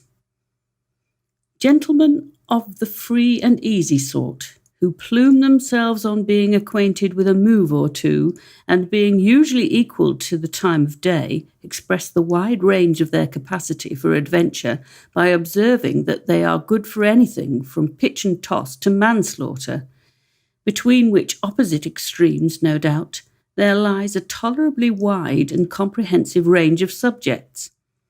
Without venturing for Scrooge quite as hardily as this, I don't mind calling on you to believe that he was ready for a good broad field of strange appearances, and that nothing between a baby and a rhinoceros would have astonished him very much. Now, being prepared for almost anything, he was not by any means prepared for nothing. And consequently, when the bell struck 1 and no shape appeared, he was taken with a violent fit of trembling. 5 minutes, 10 minutes, a quarter of an hour went by, yet nothing came. All this time he lay upon his bed, the very core and centre of a blaze of ruddy light which streamed upon it when the clock proclaimed the hour, and which, being only light, was more alarming than a dozen ghosts, as he was powerless to make out what it meant, or would be at, and was sometimes apprehensive that he might be at that very moment an interesting case of spontaneous combustion, without having the consolation of knowing it. At last, however, he began to think, as you or I would have thought at first, for it is always the person not in the predicament who knows what ought to have been done in it, and would unquestionably have done it too. At last, I say, he began to think that the source and secret of this ghostly light might be in the adjoining room, from whence, on further tracing it, it seemed to shine. This idea taking full possession of his mind, he got up softly and shuffled in his slippers to the door. The moment Scrooge's hand was on the lock, a strange voice called him by his name and bade him enter. He obeyed. It was his own room. There was no doubt about that. But it had undergone a surprising transformation. The walls and ceiling were so hung with living green that it looked a perfect groove, from every part of which bright gleaming berries glistened. The crisp leaves of holly, mistletoe, and ivy reflected back the light, as if so many little mirrors had been scattered there. And such a mighty blaze went roaring up the chimney as that dull petrifaction of a hearth had never known in Scrooge's time, or Marley's, or for many, many a winter season gone. Heaped upon the floor to form a kind of throne were turkeys, geese, game, poultry, brawn, great joints of meat, sucking pigs, long wreaths of sausages, mince pies, plum puddings, barrels of oysters, red-hot chestnuts, cherry-cheeked apples, juicy oranges, luscious pears, immense twelfth cakes, and seething bowls of punch that made the chamber dim with their delicious steam.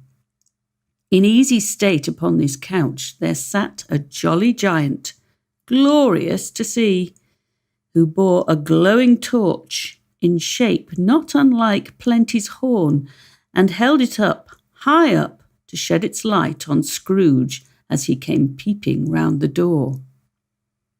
"Come in," exclaimed the ghost. "Come in and know me better, man." Scrooge entered timidly and hung his head before this spirit.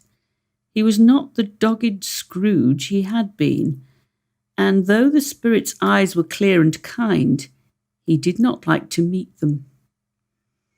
"I am the ghost of Christmas present," said the spirit. "Look upon me."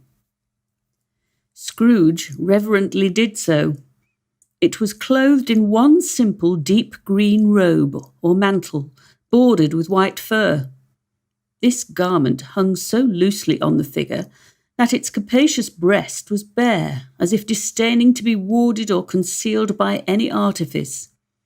Its feet, observable beneath the ample folds of the garment, were also bare, and on its head it wore no other covering than a holly wreath, set here and there with shining icicles.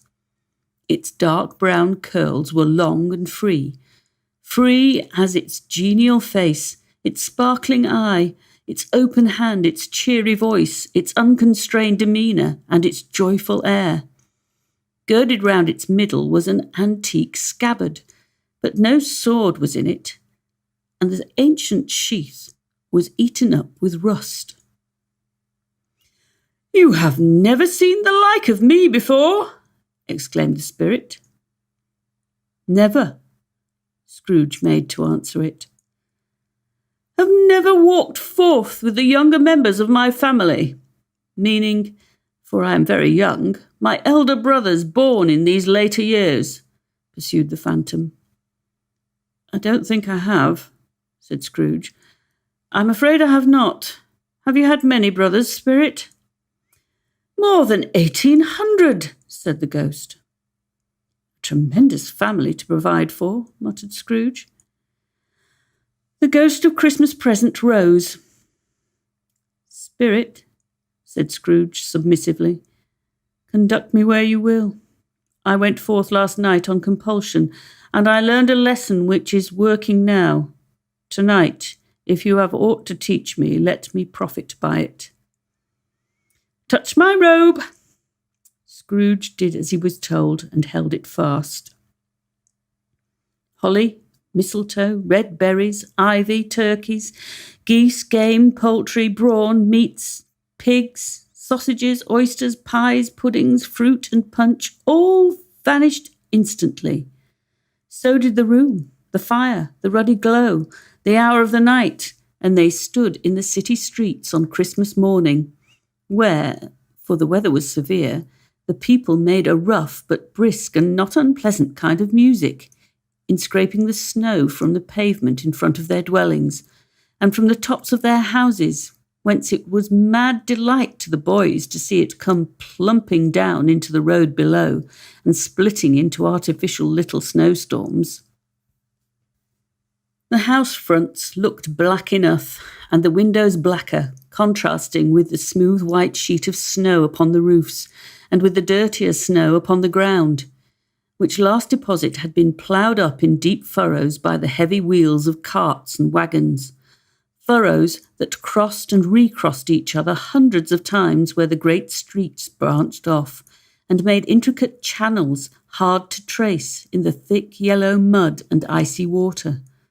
The sky was gloomy, and the shortest streets were choked up with a dingy mist, half thawed, half frozen, whose heavier particles descended in a shower of sooty atoms, as if all the chimneys in Great Britain had, by one consent, caught fire, and were blazing away in their dear hearts' content.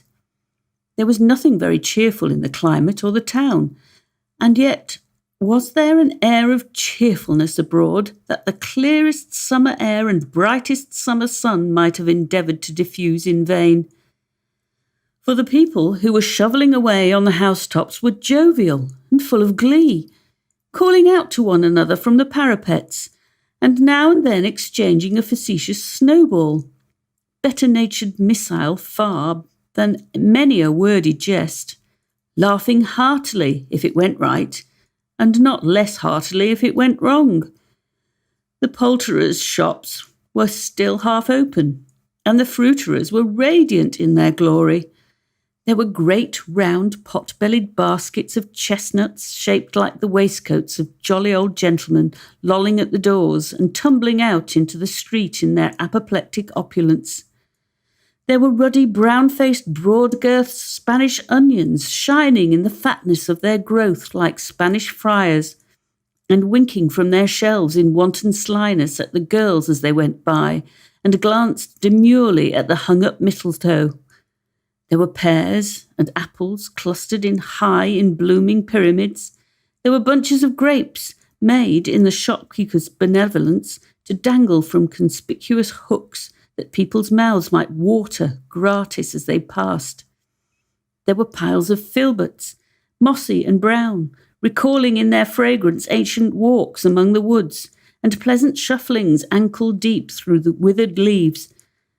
There were Norfolk biffins, squab and swarthy, setting off the yellow of the oranges and lemons, and in the great compactness of their juicy persons, urgently entreating and beseeching to be carried home in paper bags and eaten after dinner.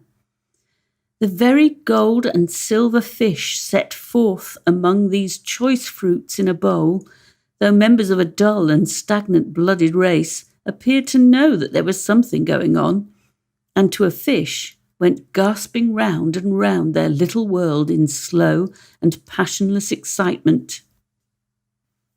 The grocers, the grocers, nearly closed, with perhaps 2 shutters down or 1, but through those gaps such glimpses. It was not alone that the scales descending on the counter made a merry sound, or that the twine and roller parted company so briskly, or that the canisters were rattled up and down like juggling tricks, or even that the blended scents of tea and coffee were so grateful to the nose, or even that the raisins were so plentiful and rare, the almonds so extremely white, the sticks of cinnamon so long and straight, the other spices so delicious, the candied fruits so caked and spotted with molten sugar as to make the coldest lookers-on feel faint and subsequently bilious. Nor was it that the figs were moist and pulpy, or that the French plums blushed in modest tartness from their highly decorated boxes, or that everything was good to eat and in its Christmas dress. But the customers were all so hurried and so eager in the hopeful promise of the day that they tumbled up against each other at the door, crashing their wicker baskets wildly, and left their purchases upon the counter and came running back to fetch them, and committed hundreds of the like mistakes in the best humour possible, while the grocer and his people were so frank and fresh that the polished hearts with which they fastened their aprons behind might have been their own, worn outside for general inspection and for Christmas doors to peck at if they chose.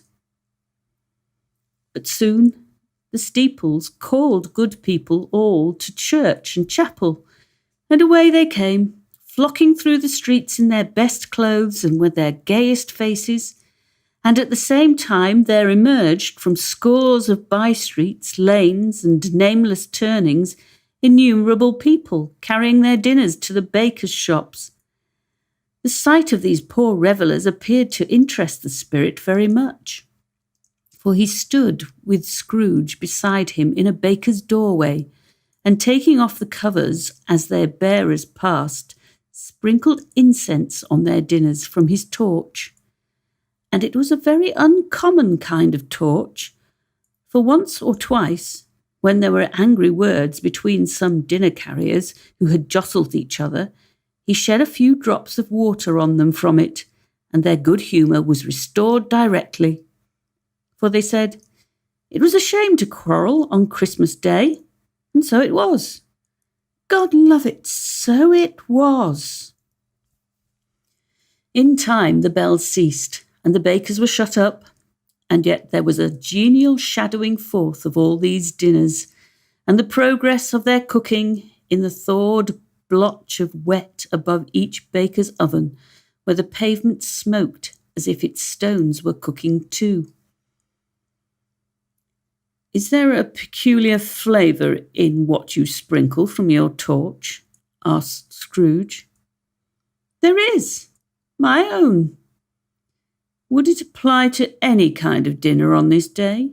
Asked Scrooge. To any kindly given, to a poor one most. Why to a poor one most?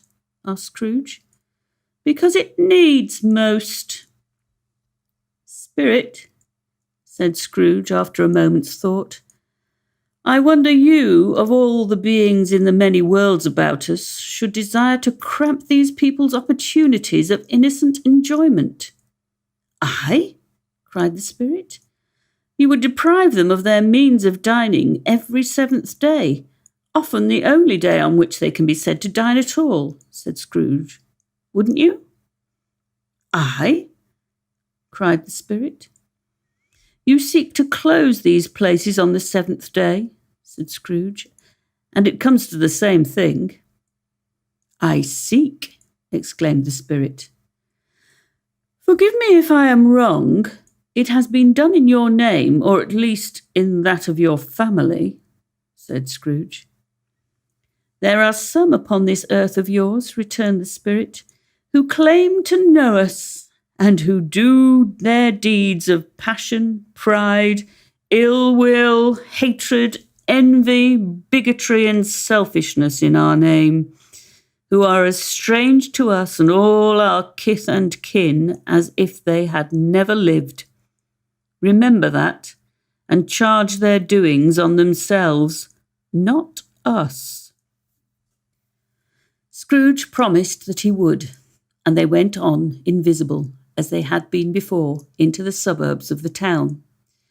It was a remarkable quality of the ghost, which Scrooge had observed at the baker's, that, notwithstanding his gigantic size, he could accommodate himself to any place with ease, and that he stood below a low roof quite as gracefully and like a supernatural creature as it was possible he could have done in any lofted hall. And perhaps it was the pleasure the good spirit had in showing off this power of his, or else it was his own kind, generous, hearty nature, and his sympathy with all poor men, that led him straight to Scrooge's clerk's. For there he went, and took Scrooge with him, holding to his robe, and on the threshold of the door the spirit smiled, and stopped to bless Bob Cratchit's dwelling with the sprinklings of his torch. Think of that! Bob had but 15 bob a week himself. He pocketed on Saturdays but 15 copies of his Christian name, and yet the ghost of Christmas present blessed his 4-roomed house. Then uprose Mrs. Cratchit, Cratchit's wife, dressed out but poorly in a twice-turned gown, but brave in ribbons, which are cheap and make a goodly show for 6pence. And she had laid the cloth, assisted by Belinda Cratchit, second of her daughters, also brave in ribbons, while Master Peter Cratchit plunged a fork into the saucepan of potatoes, and getting the corners of his monstrous shirt collar, Bob's private property conferred upon his son and heir in honour of the day, into his mouth, rejoiced to find himself so gallantly attired, and yearned to show his linen in the fashionable parks. And now 2 smaller Cratchits, boy and girl, came tearing in, screaming that outside the baker's they had smelt the goose, and known it for their own, and basking in luxurious thoughts of sage and onion. These young Cratchits danced about the table and exalted Master Peter Cratchit to the skies, while he, not proud, although his collars nearly choked him, blew the fire until the slow potatoes, bubbling up, knocked loudly at the saucepan lid to be let out and peeled. "What has ever got your precious father, then?" said Mrs. Cratchit. "And your brother, Tiny Tim? And Martha warn't as late last Christmas Day by half an hour." "Here's Martha, mother," said a girl, appearing as she spoke. "Here's Martha, mother," cried the 2 young Cratchits. "Hurrah, there's such a goose, Martha." "Why, bless your heart alive, my dear, how late you are," said Mrs. Cratchit, kissing her a dozen times and taking off her shawl and bonnet for her with officious zeal. "We'd a deal of work to finish up last night," replied the girl, "and had to clear away this morning, mother." "Well, never mind, so long as you are come," said Mrs. Cratchit. "Sit ye down before the fire, my dear, and have a warm. Lord bless ye." "No, no, there's father coming," cried the 2 young Cratchits, who were everywhere at once. "Hide, Martha, hide." So Martha hid herself, and in came little Bob, the father, with at least 3 feet of comforter, exclusive of the fringe, hanging down before him, and his threadbare clothes darned up and brushed to look seasonable, and Tiny Tim upon his shoulder. Alas, for Tiny Tim he bore a little crutch, and had his limbs supported by an iron frame. "Why, where's our Martha?" cried Bob Cratchit, looking round. "Not come in," said Mrs. Cratchit. Not coming, said Bob with a sudden declension in his high spirits, for he had been Tim's blood horse all the way from church and had come home rampant. Not coming upon Christmas Day?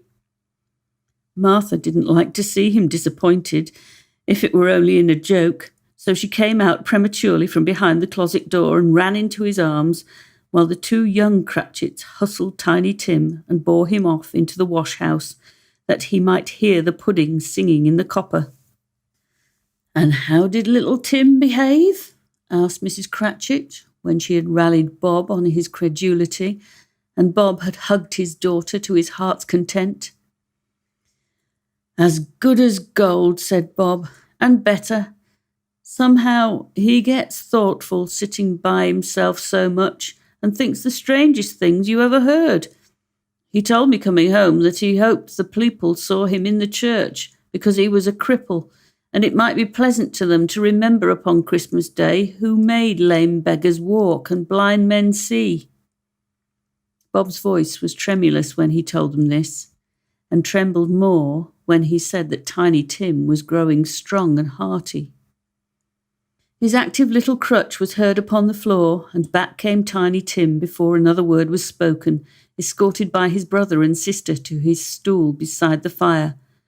And while Bob, turning up his cuffs, as if, poor fellow, they were capable of being made more shabby, compounded some hot mixture in a jug with gin and lemons and stirred it round and put it on the hob to simmer, Master Peter and the two ubiquitous young Cratchits went to fetch the goose, with which they soon returned in high procession.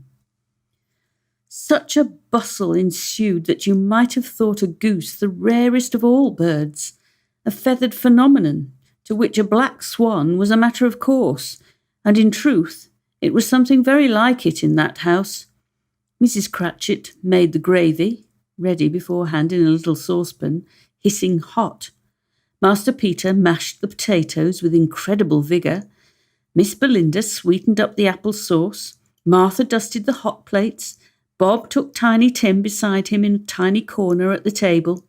The two young Cratchits set chairs for everybody, not forgetting themselves, and mounting guard upon their posts, crammed spoons into their mouths, lest they should shriek for goose before their turn came to be helped.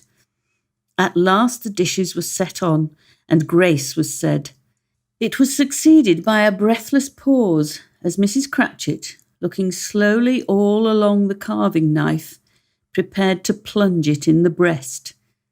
But when she did, and when the long-expected gush of stuffing issued forth, one murmur of delight arose all round the board, and even Tiny Tim, excited by the two young Cratchits, beat on the table with the handle of his knife and feebly cried, "Hurrah!"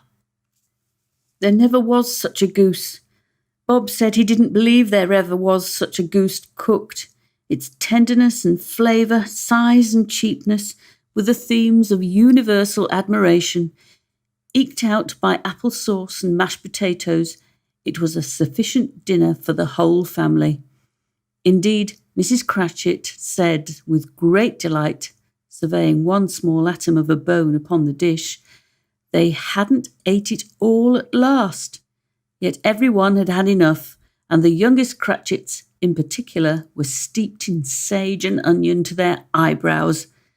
But now, the plates being changed by Miss Belinda, Mrs. Cratchit left the room alone, too nervous to bear witnesses, to take the pudding up and bring it in. Suppose it should not be done enough. Suppose it should break in turning out. Suppose somebody should have got over the wall of the backyard and stolen it while they were merry with the goose, a supposition at which the two young Cratchits became livid. All sorts of horrors were supposed. Hello! A deal of steam! The pudding was out of the copper. A smell like a washing day. That was the cloth. A smell like an eating house and a pastry cook's next door to each other, with a laundress's next door to that. That was the pudding. In half a minute, Mrs. Cratchit entered, flushed but smiling proudly. with the pudding, like a speckled cannonball, so hard and firm, blazing in half a quartern of ignited brandy, and bedight with Christmas holly stuck into the top. "Oh, a wonderful pudding," Bob Cratchit said, and calmly too, that he regarded it as the greatest success achieved by Mrs. Cratchit since their marriage. Mrs. Cratchit said that now the weight was off her mind, she would confess she had her doubts about the quantity of flour. Everybody had something to say about it, but nobody said or thought it was at all a small pudding for a large family. It would have been flat heresy to do so. Any Cratchit would have blushed to hint at such a thing. At last the dinner was all done.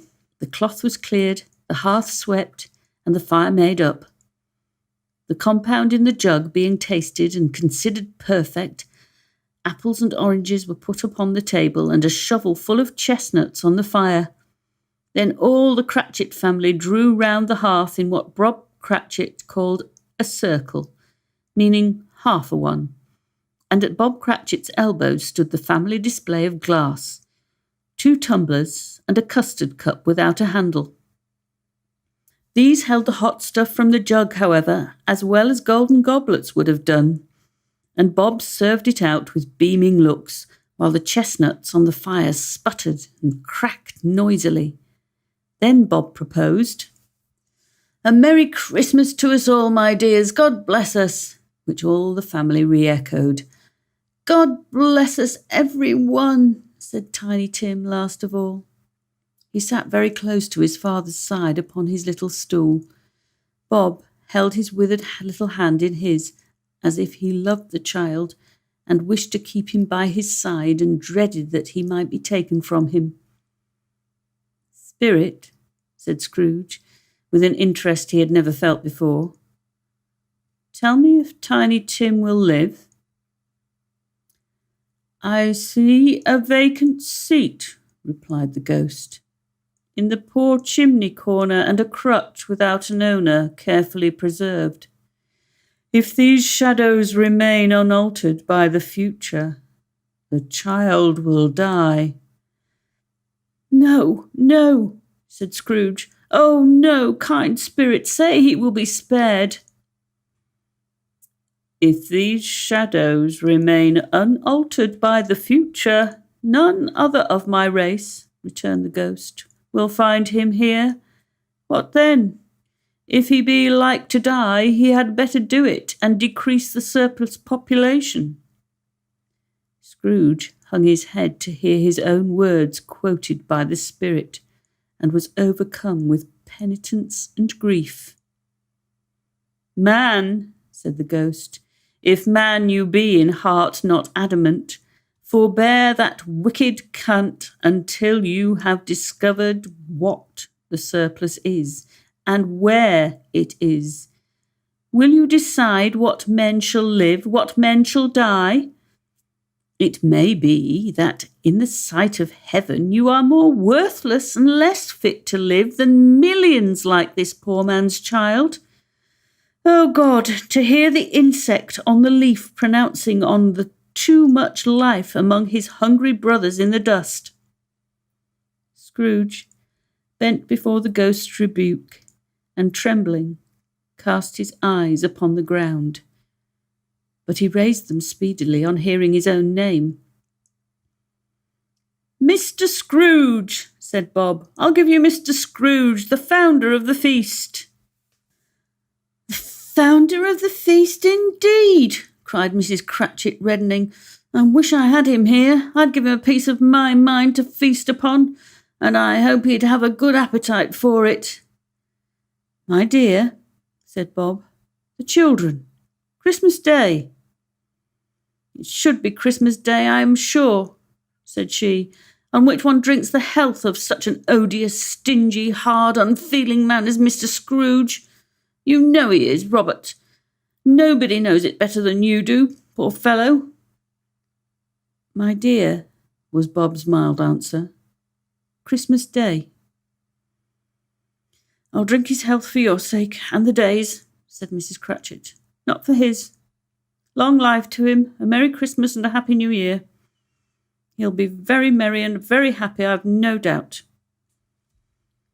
The children drank the toast after her. It was the first of their proceedings which had no heartiness in it. Tiny Tim drank it last of all, but he didn't care twopence for it. Scrooge was the ogre of the family. The mention of his name cast a dark shadow on the party, which was not dispelled for full 5 minutes. After it had passed away, they were 10 times merrier than before, from the mere relief of Scrooge the baleful being done with. Bob Cratchit told them how he had a situation in his eye for Master Peter, which would bring in, if obtained, full 5 and 6pence weekly. The 2 young Cratchits laughed tremendously at the idea of Peter's being a man of business, and Peter himself looked thoughtfully at the fire from between his collars, as if he were deliberating what particular investments he should favour when he came into the receipt of that bewildering income. Martha, who was a poor apprentice at a milliner's, then told them what kind of work she had to do, and how many hours she worked at a stretch, and how she meant to lie abed tomorrow morning for a good long rest. Tomorrow being a holiday she passed at home. Also, how she had seen a countess and a lord some days before, and how the lord was much about as tall as Peter, at which Peter pulled up his collars so high that you couldn't have seen his head if you had been there. All this time the chestnuts and the jug went round and by they had a song about a lost child travelling in the snow from Tiny Tim, who had a plaintive little voice and sang it very well indeed. There was nothing of high mark in this. They were not a handsome family. They were not well dressed. Their shoes were far from being waterproof. Their clothes were scanty, and Peter might have known, and very likely did, the inside of a pawnbroker's. But they were happy, grateful, pleased with one another, and contented with the time. And when they faded, and looked happier yet in the bright sprinklings of the spirit's torch at parting, Scrooge had his eye upon them, and especially on Tiny Tim, until the last. By this time it was getting dark and snowing pretty heavily, and as Scrooge and the spirit went along the streets, the brightness of the roaring fires in kitchens, parlours, and all sorts of rooms was wonderful. Here the flickering of the blaze showed preparations for a cosy dinner, with hot plates baking through and through before the fire, and deep red curtains ready to be drawn to shut out cold and darkness. There, all the children of the house were running out into the snow to meet their married sisters, brothers, cousins, uncles, aunts, and be the first to greet them. Here again were shadows on the window, blinds of guests assembling, and there a group of handsome girls, all hooded and fur-booted, and all chattering at once, tripped lightly off to some near neighbour's house, where, woe upon the single man who saw them enter, artful witches, well they knew it, in a glow. But if you had judged from the numbers of people on their way to friendly gatherings, you might have thought that no one was at home to give them welcome when they got there. Instead of every house expecting company and piling up its fires half chimney high, blessings on it, how the ghost exulted, how it bared its breadth of breast, and opened its capacious palm and floated on, outpouring with a generous hand its bright and harmless mirth on everything within its reach. The very lamplighter who ran on before, dotting the dusky street with specks of light, and who was dressed to spend the evening somewhere, laughed out loudly as the spirit passed, though little kenned the lamplighter that he had any company but Christmas. And now, without a word of warning from the ghost, they stood upon a bleak and desert moor, where monstrous masses of rude stone were cast about, as though it were the burial place or giants, and water spread itself wheresoever it listed, or would have done so but for the frost that held it prisoner, and nothing grew but moss and furze and coarse, rank grass. Down in the west the setting sun had left a streak of fiery red, which glared upon the desolation for an instant, like a sullen eye, and frowning, lower, lower, lower yet, was lost in the thick gloom of darkest night. "What place is this?" asked Scrooge. "A place where miners live, who labour in the bowels of the earth," returned the spirit. "But they know me. See!" A light shone from the window of a hut, and swiftly they advanced towards it. Passing through the wall of mud and stone, they found a cheerful company assembled round a glowing fire. An old, old man and woman, with their children and their children's children, and another generation beyond that, all decked out gaily in their holiday attire. The old man, in a voice that seldom rose above the howling of the wind upon the barren waste, was singing them a Christmas song. It had been a very old song when he was a boy, and from time to time they all joined in the chorus. So surely as they raised their voices, the old man got quite blithe and loud, and so surely as they stopped, his vigour sank again. The spirit did not tarry there, but bade Scrooge hold his robe, and passing on above the moor, sped whither? Not to see. To see. To Scrooge's horror, looking back, he saw the last of the land, a frightful range of rocks behind them, and his ears were deafened by the thundering of water as it rolled and roared and raged among the dreadful caverns it had worn, and fiercely tried to undermine the earth. Built upon a dismal reef of sunken rocks, some league or so from shore, on which the waters chafed and dashed the wild year through, there stood a solitary lighthouse. Great heaps of seaweed clung to its base, and storm birds, born of the wind, one might suppose, as seaweed of the water, rose and fell about it like the waves they skimmed. But even here, 2 men who watched the light had made a fire that through the loophole in the thick stone wall shed out a ray of brightness on the awful sea. Joining their horny hands over the rough table at which they sat, they wished each other Merry Christmas in their can of grog, and one of them, the elder too, with his face all damaged and scarred with hard weather, as the figurehead of an old ship might be, struck up a sturdy song that was like a gale in itself. Again the ghost sped on, above the black and heaving sea, on, until being far away, as he told Scrooge, from any shore, they lighted on a ship. They stood beside the helmsman at the wheel, the lookout in the bow, the officers who had the watch, dark, ghostly figures in their several stations, but every man among them hummed a Christmas tune, or had a Christmas thought, or spoke below his breath to his companion of some bygone Christmas day, with homeward hopes belonging to it. And every man on board, waking or sleeping, good or bad, had a kinder word for one another on that day than on any day in the year, and had shared to some extent in its festivities, and had remembered those he cared for at a distance, and had known that they delighted to remember him. It was a great surprise to Scrooge, while listening to the moaning of the wind, and thinking what a solemn thing it was to move on through the lonely darkness over an unknown abyss, whose depths were secrets as profound as death. It was a great surprise to Scrooge, while thus engaged, to hear a hearty laugh. It was a much greater surprise to Scrooge to recognise it as his own nephew's, to find himself in a bright, dry, gleaming room, with the spirit standing smiling by his side and looking at that same nephew with approving affability. "Ha ha!" laughed Scrooge's nephew. "Ha ha ha! If you should happen by any unlikely chance to know a man more blessed in a laugh than Scrooge's nephew, all I can say is, I should like to know him too. Introduce him to me, and I'll cultivate his acquaintance.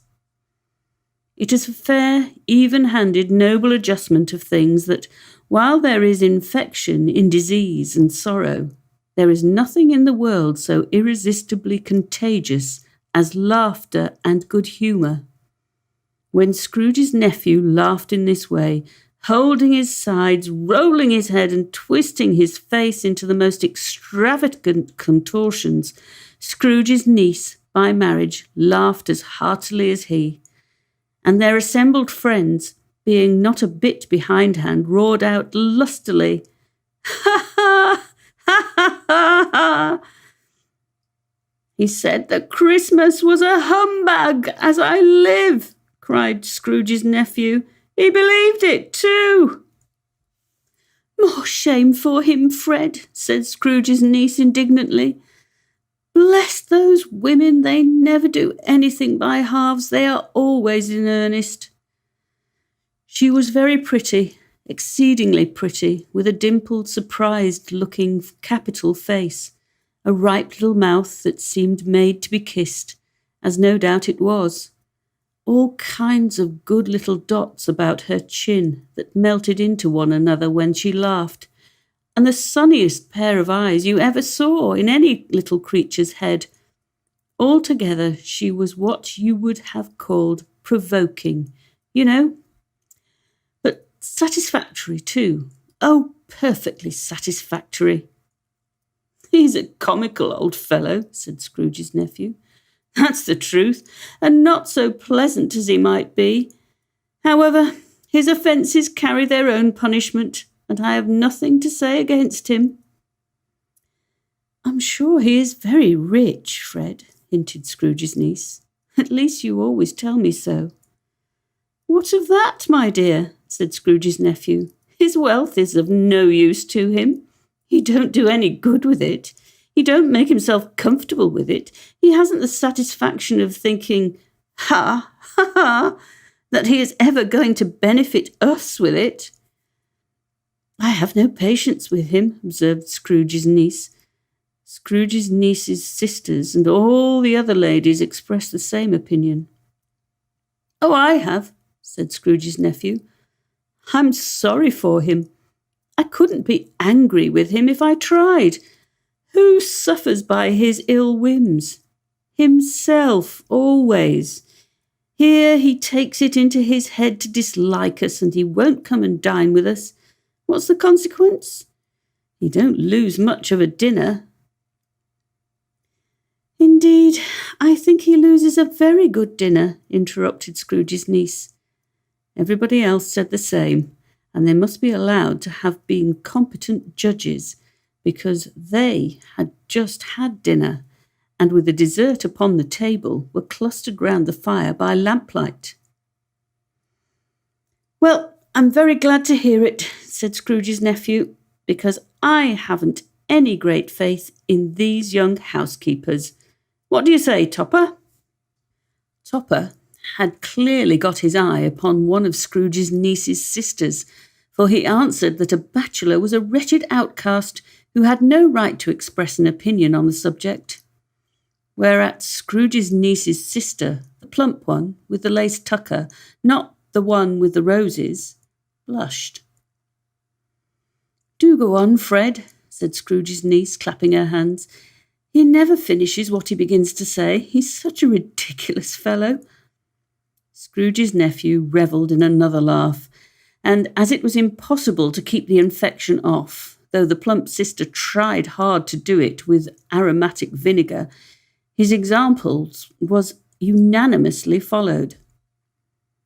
"I was only going to say," said Scrooge's nephew, "that the consequence of his taking a dislike to us and not making merry with us is, as I think, that he loses some pleasant moments which could do him no harm. I am sure he loses pleasanter companions than he can find in his own thoughts, either in his mouldy old office or his dusty chambers. I mean to give him the same chance every year, whether he likes it or not, for I pity him. He may rail at Christmas till he dies, But he can't help thinking better of it. I defy him. If he finds me going there in good temper year after year and saying, "Uncle Scrooge, how are you?" If it only puts him in the vein to leave his poor clerk £50, that's something. And I think I shook him yesterday. It was their turn to laugh now at the notion of his shaking Scrooge, but being thoroughly good-natured and not much caring that what they laughed at, so that they laughed at any rate, he encouraged them in their merriment and passed the bottle joyously. After tea, they had some music, for they were a musical family and knew what they were about when they sung a glee or catch, I can assure you, especially Topper, who could growl away in the bass like a good one and never swell the large veins in his forehead or get red in the face over it. Scrooge's niece played well upon the harp and played among other tunes a simple little air, a mere nothing, you might learn to whistle it in 2 minutes, which had been familiar to the child who fetched Scrooge from the boarding school, as he had been reminded by the ghost of Christmas past. When this strain of music sounded, all the things that ghost had shown him came upon his mind. He softened more and more, and thought that if he could have listened to it often, years ago, he might have cultivated the kindness of life for his own happiness with his own hands, without resorting to the sexton's spade that buried Jacob Marley. But they didn't devote the whole evening to music. After a while they played at forfeits, for it is good to be children sometimes, and never better than at Christmas, when its mighty founder was a child himself. Stop! There was first a game at Blind Man's Buff. Of course there was, and I no more believe Topper was really blind than I believe he had eyes in his boots. My opinion is that it was a done thing between him and Scrooge's nephew, and that the ghost of Christmas present knew it. The way he went after that plump sister in the lace tucker was an outrage on the credulity of human nature, knocking down the fire irons, tumbling over the chairs, bumping into the piano, smothering himself amongst the curtains. Wherever she went, there he went. He always knew where the plump sister was. He wouldn't catch anybody else. If you had fallen up against him, as some of them did, on purpose, he would have made a feint of endeavouring to seize you, which would have been an affront to your understanding, would have instantly sidled off in the direction of the plump sister. She often cried out that it wasn't fair, and it really was not. And when, at last, he caught her, when, in spite of all her silken rustlings and her rapid flutterings past him, he got her into a corner whence there was no escape, then his conduct was most execrable.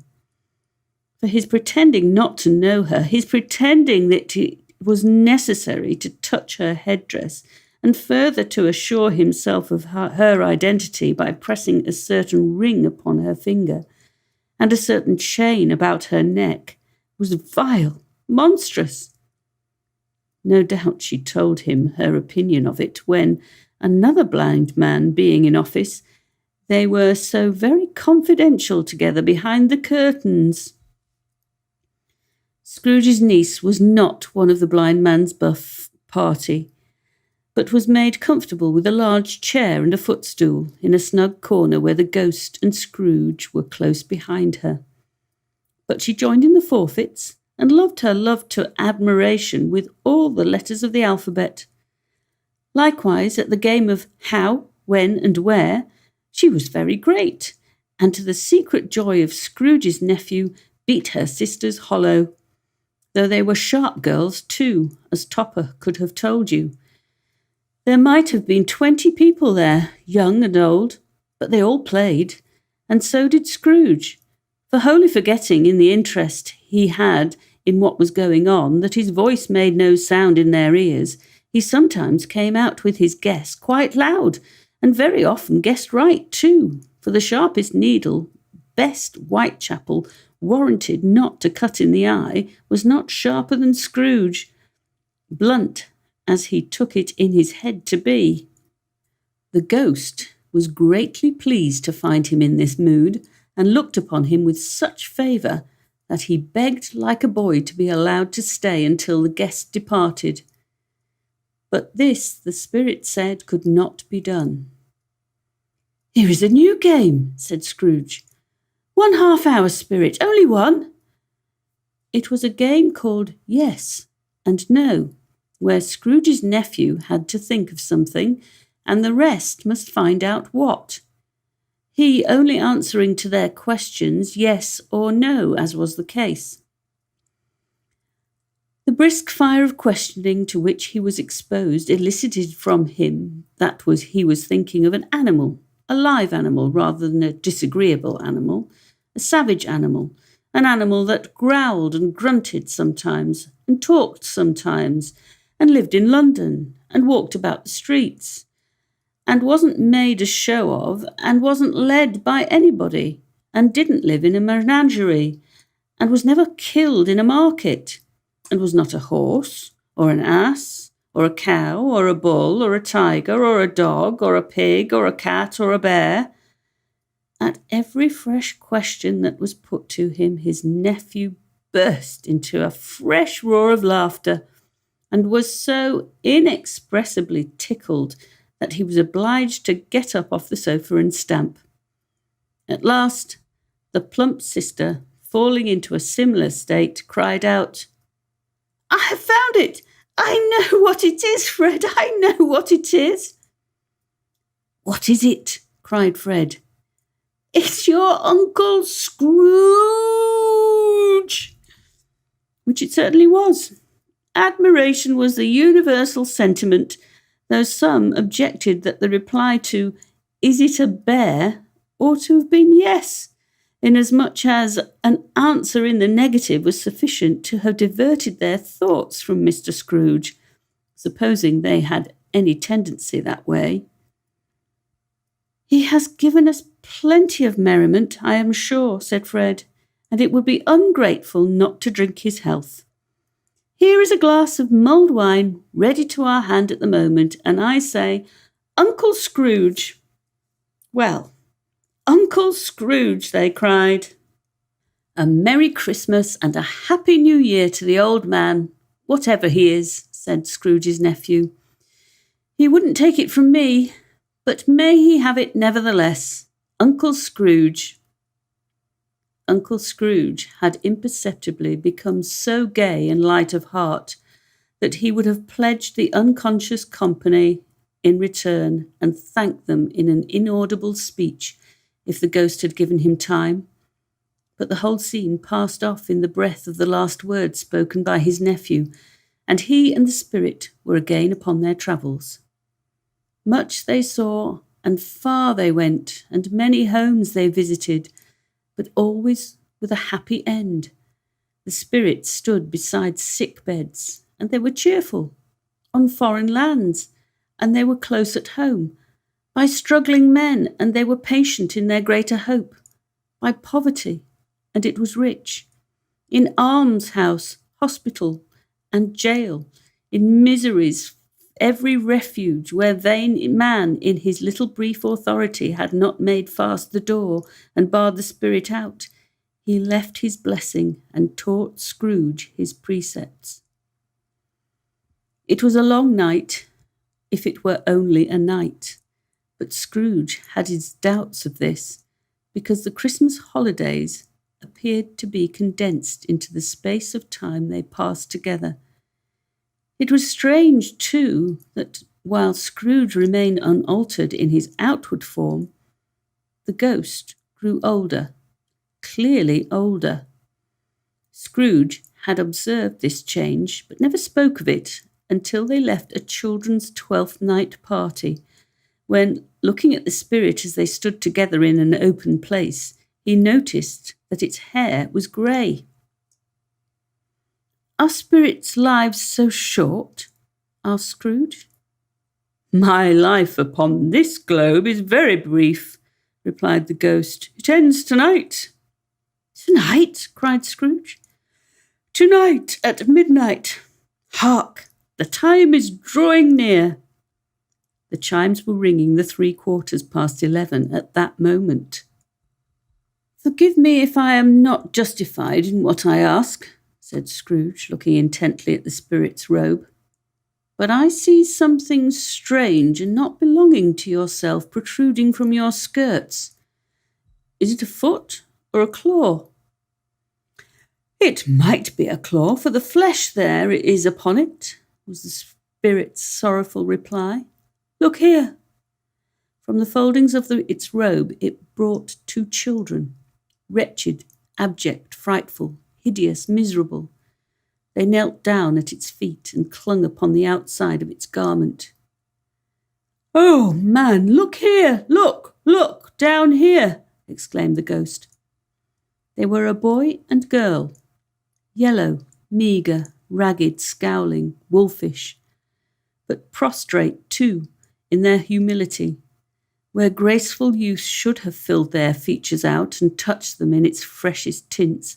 A stale and shriveled hand like that of age had pinched and twisted them and pulled them into shreds. Where angels might have sat enthroned, devils lurked and glared out menacing. No change, no degradation, no perversion of humanity in any grade through all the mysteries of wonderful creation has monsters half so horrible and dread. Scrooge started back, appalled. Having them shown to him in this way, he tried to say they were fine children, but the words choked themselves rather than be parties to a lie of such enormous magnitude. "Spirit, are they yours?" Scrooge could say no more. "They are man's," said the spirit, looking down upon them, "and they cling to me, appealing from their fathers. This boy is ignorance, this girl is want. Beware of them both, and all of their degree, but most of all beware this boy, for on his brow I see that written which is doom, unless the writing be erased. Deny it," cried the spirit, stretching out its hand towards the city. "Slander those who tell it ye. Admit it for your factious purposes, and make it worse, and bide the end." "Have they no refuge or resource?" cried Scrooge. "Are there no prisons?" said the spirit, turning on him for the last time with his own words. "Are there no workhouses?" The bell struck 12. Scrooge looked about him for the ghost and saw it not. As the last stroke ceased to vibrate, he remembered the prediction of old Jacob Marley, and lifting up his eyes, beheld a solemn phantom draped and hooded, coming like a mist along the ground towards him.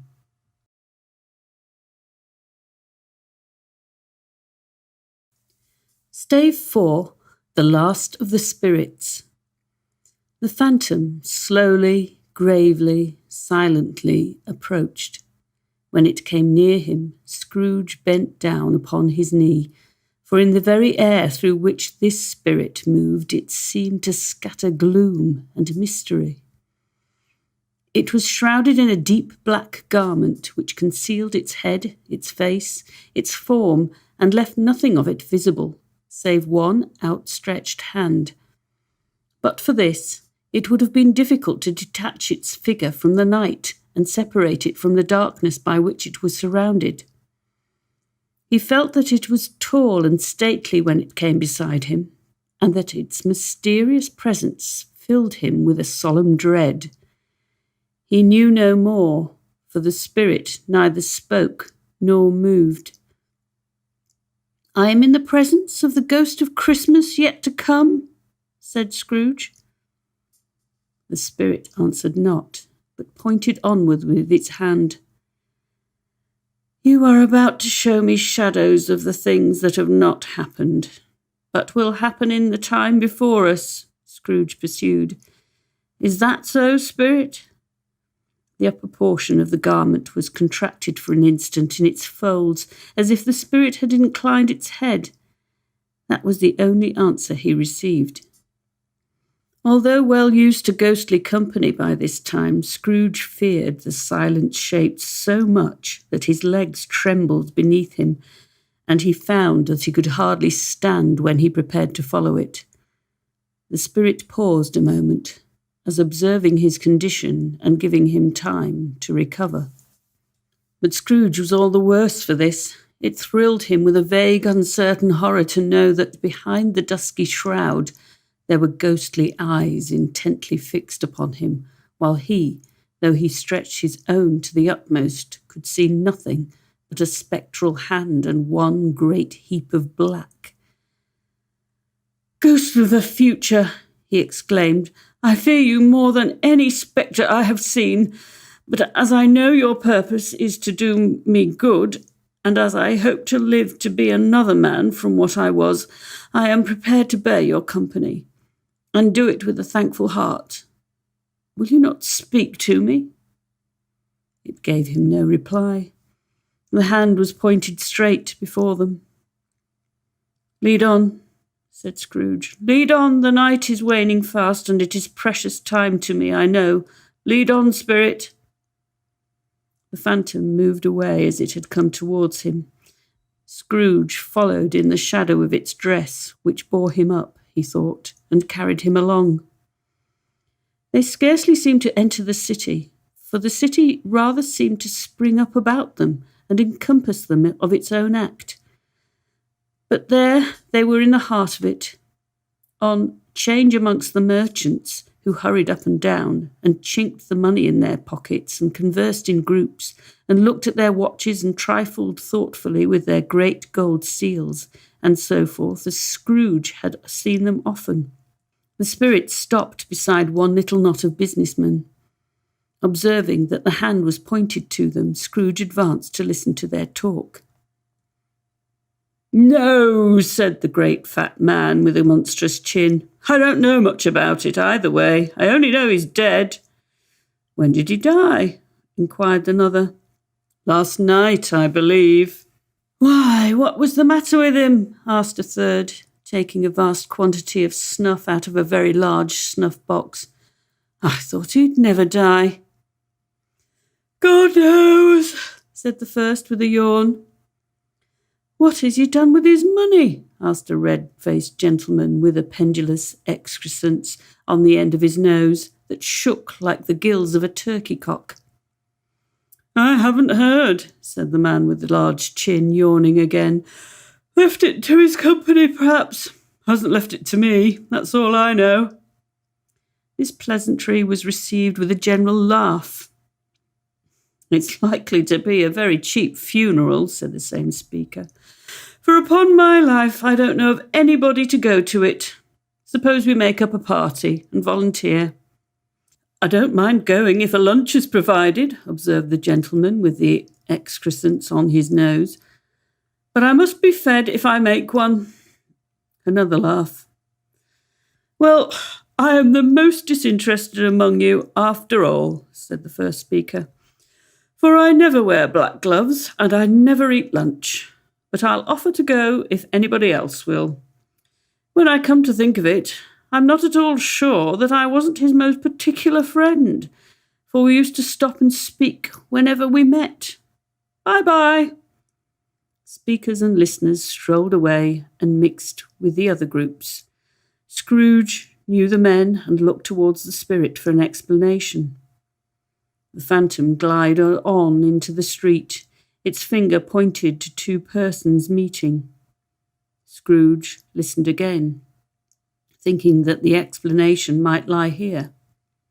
He knew these men also perfectly. They were men of business, very wealthy and of great importance. He had made a point always of standing well in their esteem, in a business point of view, that is, strictly in a business point of view. "How are you?" said one. "How are you?" returned the other. "Well," said the first, "Old Scratch has got his own at last, hey?" "So I'm told," returned the second. "Cold, isn't it?" "Seasonable for Christmas time. You're not a skater, I suppose?" No, something else to think of. Good morning." not another word. That was their meeting, their conversation, and their parting. Scrooge was at first inclined to be surprised that the spirit should attach importance to conversations apparently so trivial. But feeling assured that they must have some hidden purpose, he set himself to consider what it was likely to be. They could scarcely be supposed to have any bearing on the death of Jacob, his old partner, for that was past, and his ghost's province was the future. Nor could he think of anyone immediately connected with himself to whom he could apply them. But nothing doubting that, to whomsoever they applied, they had some latent moral for his own improvement, he resolved to treasure up every word he heard and everything he saw, and especially to observe the shadow of himself when it appeared. For he had an expectation that the conduct of his future self would give him the clue he missed, and would render the solution of these riddles easy. He looked about in that very place for his own image, but another man stood in his accustomed corner, and though the clock pointed to his usual time of day for being there, he saw no likeness of himself among the multitudes that poured in through the porch. It gave him little surprise, however, for he had been revolving in his mind a change of life, and thought and hoped he saw his newborn resolutions carried out in this. Quiet and dark, beside him stood the phantom, with its outstretched hand. When he roused himself from his thoughtful quest, he fancied, from the turn of the hand and its situation in reference to himself, that the unseen eyes were looking at him keenly. It made him shudder and feel very cold. They left the busy scene and went into an obscure part of the town where Scrooge had never penetrated before, although he recognised its situation and its bad repute. The ways were foul and narrow, the shops and houses wretched, the people half-naked, drunken, slipshod, ugly. Alleys and archways, like so many cesspools, disgorged their offences of smell and dirt and life upon the straggling streets, and the whole quarter reeked with crime, with filth and misery. Far in this den of infamous resort, there was a low-browed beetling shop, below a penthouse roof, where iron, old rags, bottles, bones, and greasy offal were bought. Upon the floor within were piled up heaps of rusty keys, nails, chains, hinges, files, scales, weights, and refuse iron of all kinds. Secrets that few would like to scrutinise were bred and hidden in mountains of unseemly rags, masses of corrupted fat, and sepulchres of bones. Sitting in among the wares he dealt in, by a charcoal stove made of old bricks, was a grey-haired rascal, nearly 70 years of age, who had screened himself from the cold air without by a fruzy curtaining of miscellaneous tatters hung upon a line, and smoked his pipe in all the luxury of calm retirement. Scrooge and the phantom came into the presence of this man, just as a woman with a heavy bundle slunk into the shop.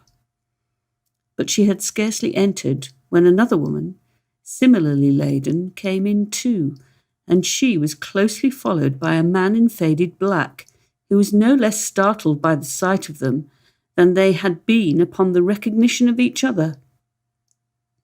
After a short period of blank astonishment, in which the old man with the pipe had joined them, they all three burst into a laugh. "Let the charwoman alone to be the first," cried she who had entered first. "Let the laundress alone to be the second. Let the undertaker's man alone to be the third. Look here, old Joe, here's a chance, if we haven't all three met here without meaning it." "You couldn't have met in a better place," said old Joe, removing his pipe from his mouth. "Come into the parlour. You were made free of it long ago, you know, and the other two aren't strangers. Stop till I shut the door of the shop. Ah, how it squeaks! There aren't such a rusty bit of metal in the place as its own hinges, I believe, and I'm sure there's no such old bones here as mine. Ha We're all suitable to our calling. We're well matched. Come into the parlour. Come into the parlour. The parlour was the space behind the screen of rags. The old man raked the fire together with an old stair rod, and having trimmed his smoky lamp, for it was night, with the stem of his pipe, put it into his mouth again. While he did this, the woman, who had already spoken, threw her bundle on the floor and sat down in a flaunting manner on a stool, crossing her elbows on her knees and looking with a bold defiance at the other two. "What odds, then? What odds, Mrs. Dilber?" said the woman. "Every person has a right to take care of themselves. He always did." "That's true indeed," said the laundress. "No man more so." "Why, then, don't stand staring as if you was afraid, woman. Who's the wiser? We're not going to pick holes in each other's coats, I suppose." "No, indeed," said Mrs. Dilber and the man together. "We should hope not." "Very well, then," cried the woman. "That's enough. Who's the worse for the loss of a few things like these? Not a dead man, I suppose." "No, indeed," said Mrs. Dilber, laughing. "If he wanted to keep 'em after he was dead, a wicked old screw," pursued the woman, "why wasn't he natural in his lifetime? If he had been, he'd have had somebody to look after him when he was struck with death, instead of lying gasping out his last there alone by himself." "It's the truest word that was ever spoke," said Mrs. Dilber. "It's a judgment on him." "I wish it was a little heavier judgment," replied the woman. "And it should have been, you may depend on it, if I could have laid my hands on anything else. Open that bundle, old Joe, and let me know the value of it. Speak out plain. I'm not afraid to be the first, nor afraid for 'em to see it. We knew pretty well that we were helping ourselves before we met here, I believe. It's no sin. Open the bundle, Joe." But the gallantry of her friends would not allow of this, and the man in faded black, mounting the breech first, produced his plunder. It was not extensive. A seal or two, a pencil case, a pair of sleeve buttons, and a brooch of no great value were all. They were severally examined and appraised by old Joe, who chalked the sums up he was disposed to give to each upon the wall, and added them up into a total when he found that there was nothing more to come. "That's your account," said Joe, "and I wouldn't give another sixpence if I was to be boiled for not doing it. Who's next?" Mrs. Dilber was next. Sheets and towels, a little wearing apparel, 2 old-fashioned silver teaspoons, a pair of sugar tongues, and a few boots. Her account was stated on the wall in the same manner. "I always give too much to ladies. It's a weakness of mine, and that's the way I ruin myself," said old Joe. "That's your account. If you asked me for another penny and made it an open question, I'd repent of being so liberal and knock off half a crown." "And now undo my bundle, Joe," said the first woman. Joe went down on his knees for the greater convenience of opening it, and having unfastened a great many knots, dragged out a large, heavy roll of some dark stuff. "What do you call this?" said Joe. "Bed curtains?" "Ah," returned the woman, laughing and leaning forward on her crossed arms. "Bed curtains. You don't mean to say you took 'em down, rings and all, with him lying there?" said Joe. "Yes, I do," replied the woman. "Why not?" "You were born to make your fortune," said Joe, "and you'll certainly do it." "I certainly shan't hold my hand when I can get anything in it by reaching it out, and for the sake of such a man as he was, I promise you, Joe," returned the woman coolly. "Don't drop that oil upon the blankets now." "His blankets?" asked Joe. "Who else's, do you think?" replied the woman. "He isn't likely to take cold without 'em, I dare say." "I hope he didn't die of anything catching, eh?" said old Joe, stopping in his work and looking up. "Don't you be afraid of that," returned the woman. "I ain't so fond of his company that I'd loiter about him for such things if he did. Ha! You may look through that shirt till your eyes ache, but you won't find a hole in it, nor a threadbare place. It's the best he had, and a fine one too. They'd have wasted it if it hadn't been for me." "What do you call wasting of it?" asked old Joe. "Putting it on him to be buried in, to be sure," replied the woman with a laugh. "Somebody was fool enough to do it, but I took it off again. If calico ain't good enough for such a purpose, it isn't good enough for anything. It's quite as becoming to the body. He can't look uglier than he did in that one." Scrooge listened to this dialogue in horror as they sat grouped about their spoil in the scanty light afforded by the old man's lamp. He viewed them with a detestation and disgust which could hardly have been greater, though they had been obscene demons marketing the corpse itself. "Ha ha!" laughed the same woman when old Joe, producing a flannel bag with money in it, told out their several gains upon the ground. "This is the end of it, you see. He frightened everyone away from him when he was alive, to profit us when he was dead. Ha ha ha!" "Spirit," said Scrooge, shuddering from head to foot. I see. The case of this unhappy man might be my own. My life tends that way now. Merciful heaven, what is this?" He recoiled in terror, for the scene had changed, and now he almost touched a bed, a bare, uncurtained bed, on which, beneath a ragged sheet, there lay a something covered up, which, though it was dumb, announced itself in awful language. The room was very dark, too dark to be observed with any accuracy, though Scrooge glanced around it in obedience to a secret impulse, anxious to know what kind of room it was.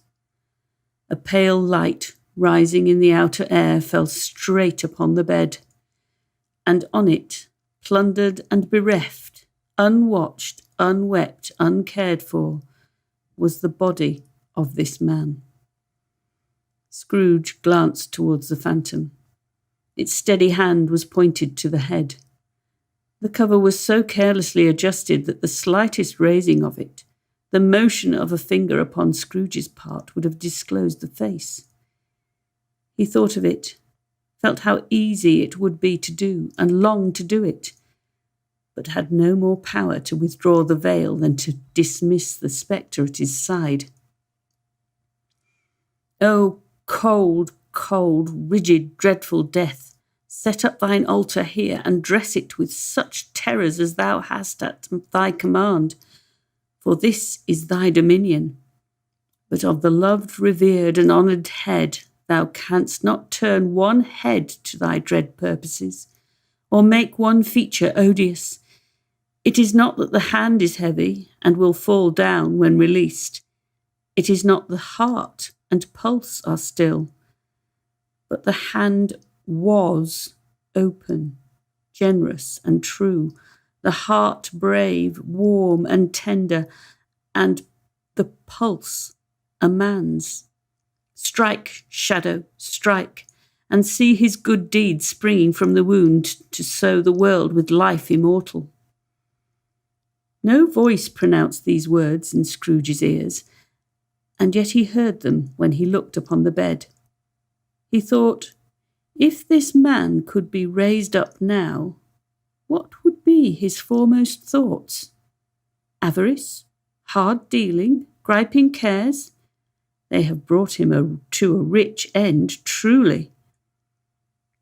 He lay in the dark, empty house, with not a man, a woman, or a child to say he was kind to me in this or that, and for the memory of one kind word I will be kind to him. A cat was tearing at the door, and there was a sound of gnawing rats beneath the hearthstone. What they wanted in the room of death, and why they were so restless and disturbed, Scrooge did not dare to think. "Spirit," he said, "this is a fearful place.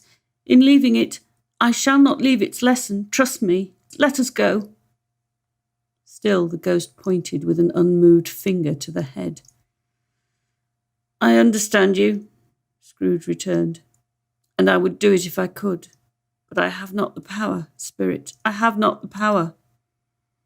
Again it seemed to look upon him. If there is any person in the town who feels emotion caused by this man's death, said Scrooge, quite agonized, show that person to me, Spirit. I beseech you. The phantom spread its dark robe before him for a moment like a wing, and withdrawing it, revealed a room by daylight, where a mother and her children were. She was expecting someone, and with anxious eagerness, for she walked up and down the room, started at every sound, looked out from the window, glanced at the clock, tried but in vain to work with her needle, and could hardly bear the voices of her children in their play. At length the long-expected knock was heard. She hurried to the door and met her husband, a man whose face was careworn and depressed, though he was young.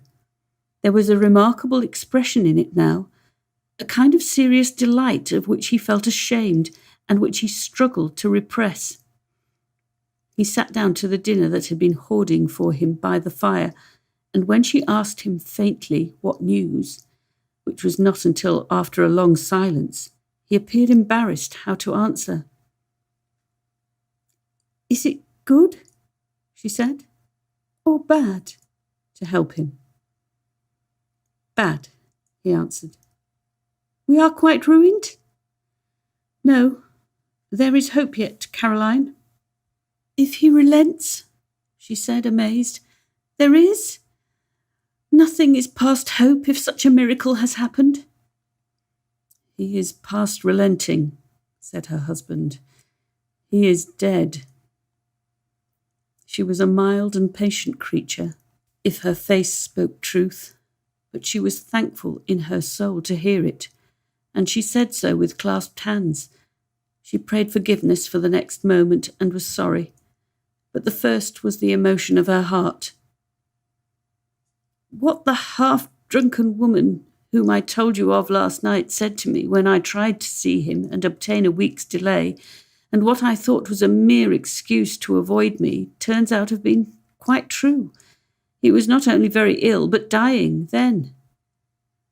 To whom will our debt be transferred? I don't know, but before that time we shall be ready with the money, and even though we were not, it would be bad fortune indeed to find so merciless a creditor in his successor. We may sleep tonight with light hearts, Caroline." Yes, soften it as they would, their hearts were lighter. The children's faces, hushed and clustered round to hear what they so little understood, were brighter. And it was a happier house for this man's death. The only emotion that the ghost could show him, caused by the event, was one of pleasure. "Let me see some tenderness connected with a death," said Scrooge, "or that dark chamber, Spirit, which we left just now, will be for ever present to me." The ghost conducted him through several streets familiar to his feet, and as they went along, Scrooge looked here and there to find himself. But nowhere was he to be seen.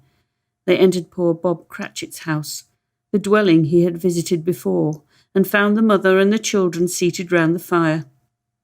Quiet, very quiet. The noisy little Cratchits were as still as statues in one corner, and sat looking up at Peter, who had a book before him. The mother and her daughters were engaged in sewing, but surely they were very quiet. And he took a child and set him in the midst of them. Where had Scrooge heard those words? He had not dreamed them. The boy must have read them out, as he and the spirit crossed the threshold. Why did he not go on?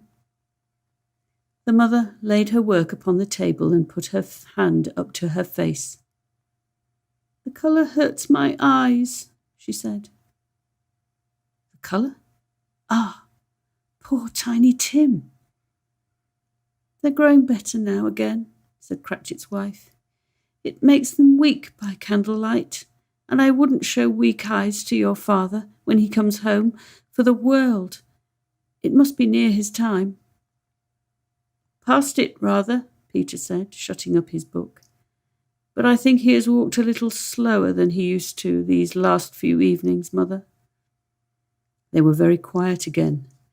At last she said, and in a steady, cheerful voice that only faltered once, I have known him walk with Tiny Tim upon his shoulder very fast indeed. And so have I, cried Peter, often. And so have I, exclaimed another, so had all. But he was very light to carry, she resumed, intent upon her work, and his father loved him so that it was no trouble, no trouble. And there is your father at the door. She hurried out to meet him, and little Bob in his comforter, he had need of it, poor fellow, came in. His tea was ready for him on the hob, and they all tried who should help him to it most. Then the two young Cratchits got upon his knees and laid each child a little cheek against his face, as if they said, Don't mind it, father. Don't be grieved. Bob was very cheerful with them and spoke pleasantly to all the family. He looked at the work on the table and praised the industry and speed of Mrs. Cratchit and the girls. They would be done long before Sunday, he said. Sunday? You went today, then, Robert? Said his wife. Yes, my dear, returned Bob. I wish you could have gone. It would have done you good to see how green a place it is. But you'll see it often. I promised him that I would walk there on a Sunday. My little, little child, cried Bob. My little child. He broke down all at once. He couldn't help it. If he could have helped it, he and his child would have been farther apart, perhaps, than they were. He left the room and went upstairs into the room above, which was lighted cheerfully and hung with Christmas. There was a chair set close beside the child, and there were signs of someone having been there lately. Poor Bob sat down in it, and when he had thought a little and composed himself, he kissed the little face. He was reconciled to what had happened, and went down again quite happy. They drew about the fire and talked, the girls and mother working still. Bob told them of the extraordinary kindness of Mr. Scrooge's nephew, whom he had scarcely seen but once, and who, meeting him in the street that day, and seeing that he looked just a little down, you know, said Bob, inquired what had happened to distress him. On which, said Bob, for he is the pleasantest spoken gentleman you have ever heard, I told him, I am heartily sorry for it, Mr. Cratchit, he said, and heartily sorry for your good wife. By the by, how he ever knew that, I don't know. Knew what, my dear? Why, that you were a good wife, replied Bob. Everybody knows that, said Peter. Very well observed, my boy, cried Bob. I hope they do. Heartily sorry, he said, for your good wife. If I can be of service to you in any way, he said, giving me this card. That's where I live. Pray come to me. Now it wasn't, cried Bob, for the sake of anything he might be able to do for us, so much as for his kind way, that this was quite delightful. It really seemed as if he had known our Tiny Tim and felt with us. I'm sure he's a good soul, said Mrs. Cratchit. You would be sure of it, my dear, returned Bob. If you saw and spoke to him, I shouldn't be at all surprised, mark what I say, if he got Peter a better situation. Only hear that, Peter, said Mrs. Cratchit. And then, cried one of the girls, Peter will be keeping company with someone and setting up for himself. Get along with you, retorted Peter, grinning. It's just as likely as not, said Bob. One of these days, though there's plenty of time for that, my dear. But however and whenever we part from one another, I am sure we shall none of us forget poor Tiny Tim, shall we? Or this first parting that there was amongst us?" "Never, father," cried they all. "And I know," said Bob, "I know, my dears, that when we recollect how patient and how mild he was, although he was a little child, we shall not quarrel easily among ourselves and forget poor Tiny Tim in doing it." "No, never, father," they all cried again. "I am very happy," said little Bob. "I am very happy." Mrs. Cratchit kissed him. His daughters kissed him. The two young Cratchits kissed him, and Peter and himself shook hands. "Spirit of Tiny Tim, thy childish essence was from God." "Spectre," said Scrooge, "something informs me that our parting moment is at hand. I know it, but I know not how. Tell me what that man was whom we saw lying dead." The ghost of Christmas yet to come conveyed him, as before, though at a different time, he thought. Indeed, there seemed no order in these latter visions, save that they were in the future, into the resorts of business men, but showed him not himself. Indeed, the spirit did not stay for anything, but went straight on, as to the end just now desired, until besought by Scrooge to tarry for a moment. "This court," said Scrooge, "through which we hurry now, is where my place of occupation is, and has been for a length of time. I see the house. Let me behold what I shall be in days to come." The spirit stopped. The hand was pointed elsewhere. "The house is yonder," Scrooge exclaimed. "Why do you point away?" The inexorable finger underwent no change. Scrooge hastened to the window of his office and looked in. It was an office still, but not his. The furniture was not the same, and the figure in the chair was not himself. The phantom pointed as before. He joined it once again, and wondering why and whither he had gone, accompanied it until they reached an iron gate. He paused to look round before entering. A churchyard. Here, then, the wretched man whose name he had now to learn lay underneath the ground. It was a worthy place, walled in by houses, overrun by grass and weeds, the growth of vegetation's death, not life, choked up with too much burying, fat with repleted appetite, a worthy place.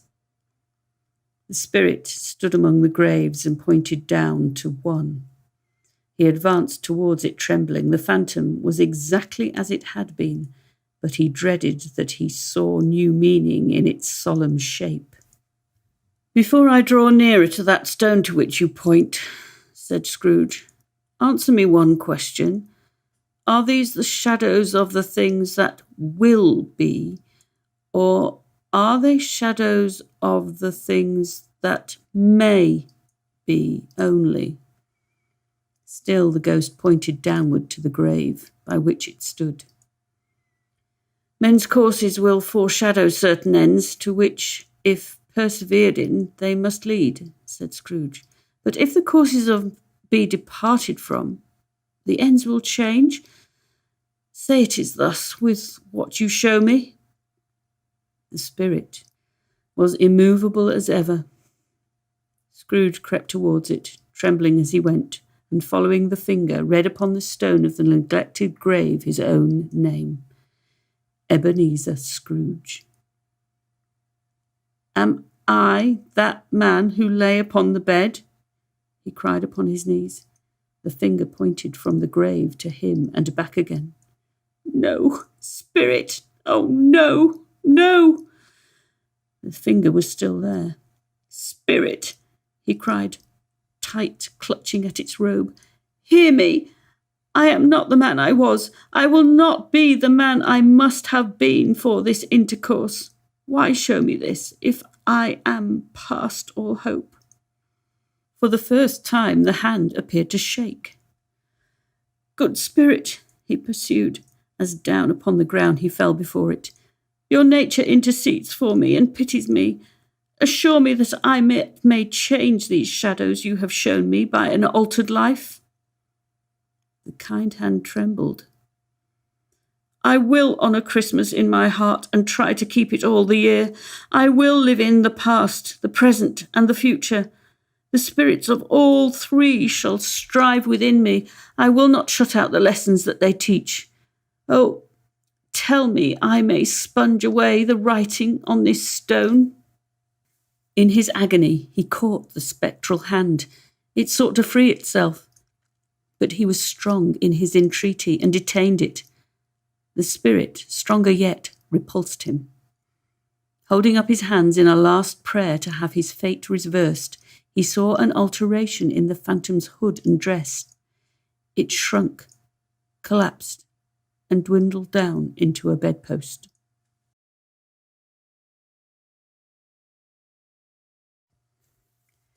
Stave 5, the end of it.